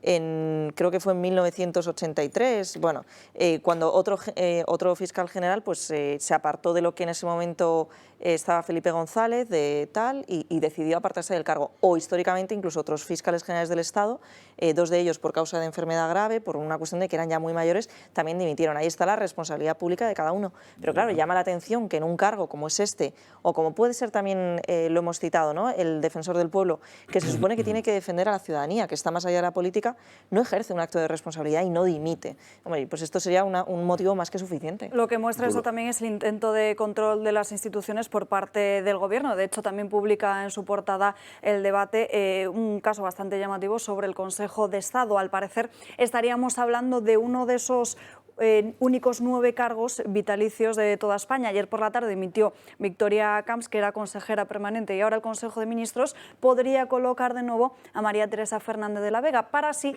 poder tener un asiento en el que mantenerse de por vida ante un eventual cambio de gobierno en una nueva legislatura. Pues iba a decir 2 consideraciones, 3 consideraciones que quiero decir muy rápidas. La primera, porque también me quiero informar sobre eso mejor. La primera, lo peligroso que es que la política de sentimientos se imponga a la política basada en la realidad jurídica y biológica del hecho. Es lo que está pasando ahora en el mundo, ¿no? Yo me siento así, por tanto me tienes que dar un derecho porque me siento así. La realidad jurídica y sobre todo natural y biológica va por otro lado. Eso en primer lugar. Segundo lugar, hombre, Sánchez miente mucho, es un mentiroso patológico, pero de vez en cuando alguna vez se le escapa alguna verdad. Cuando dijo aquello de quién depende la Fiscalía General del Estado. Y esa pregunta retórica que quedó en el vacío, pues todos sabíamos en su momento con Dolores Delgado que la Fiscalía está para obedecer no al Gobierno, sino a Sánchez. Porque esa es la degradación del poder institucional, cuando ya no hay separación de poderes y todos obedecen al caudillo autócrata, la dictadura avanza. Y la tercera consideración, que tú lo has dicho, Sánchez no es que quiera saltar el Consejo de Estado como ha saltado el INE, CIS, Indra, todas las instituciones públicas. Es que sabe que el año que viene se va del poder. Y lo sabe el Gobierno, lo sabe la izquierda. Pero siguiendo esa política errejoniana, vamos a colocarnos todos, vamos a tener controlados a todas las instituciones para que el día que dejemos el gobierno, que no el poder, porque una cosa es dejar el gobierno y otra es abandonar el poder, sigamos controlando el país. Y eso es lo que hace el socialismo y la izquierda cuando están gobernando. Dejar colocados a los suyos los puestos estratégicos institucionales y públicos, de tal forma que cuando coyunturalmente abandonan el gobierno, no abandonan nunca el poder, por eso vuelven tan rápido. Y esa es la idea de Sánchez, seguirá colocando lo suyo. Entonces, llegará el Partido Popular o Vox o quien sea a gobernar, pero que controlará las empresas e instituciones será el PSOE y será la izquierda. Somos que no sufra porque, por ejemplo, cuando Rajoy llegó al poder, ya se encargó de no cambiar a casi nadie de los que habían puesto. Sobre todo si no lo cambias, claro. Sí, con lo cual que no sufra, porque incluso aunque pudiera cambiarlos, la derecha no los va a cambiar porque es muy pesado. O sea, tener que estudiar de que, madre mía, es un coñazo esto. O sea, como dice Rajoy cuando decía esto que da mucho trabajo, que... Ay, sí, no lo recuerdo bien. Tenía una frase que, ¿para qué cambiar a director general de televisión? Y claro, así pasó por lo que pasó en Andalucía. Y en honor a la verdad, solo hay 2 partidos, bueno, ahora ya uno, bueno, 2, pero en su momento, que era el Ciudadanos Auténtico, que en su momento llegó a decir que nada de esto lo eligiera el poder político, sino que lo eligieran los propios cuerpos profesionales de cada ámbito, y ahora Vox. Es verdad que en su momento con menos beligerancia, ahora con un poquito más, pero ya está. Es decir, es que no se puede esperar de quien se ha repartido el país que ahora mismo no lo haga. Y por cierto, una única matización, cuando antes me refería a las dimisiones que habían hecho por propia voluntad, no me refería a las de la Fiscalía General del Estado, que a lo mejor se ha podido entender, sino a los del Consejo de Estado. Lo que pasa es que como estamos hablando de informes preceptivos y no vinculantes, pues a lo mejor me he podido confundir. Aquí lo dejamos por hoy. Muchísimas gracias por acompañarnos este viernes en Dando Caña. Nos despedimos, ya saben que para seguir informados, el Telegram de Julio Ariza el Toro, Rebelión en la Granja y ya esta tarde la redacción abierta con Xavier Cajo. Por cierto, quédense este fin de semana con nosotros y si no, les vemos en el espacio de Mad Cool en Valdebebas. Mañana a partir de las 6 de la tarde todos los actos de Vox podrán seguirlos en directo en esta casa y el domingo a las 11 de la mañana Dando Caña se traslada allí. Nos vemos. Feliz fin de semana.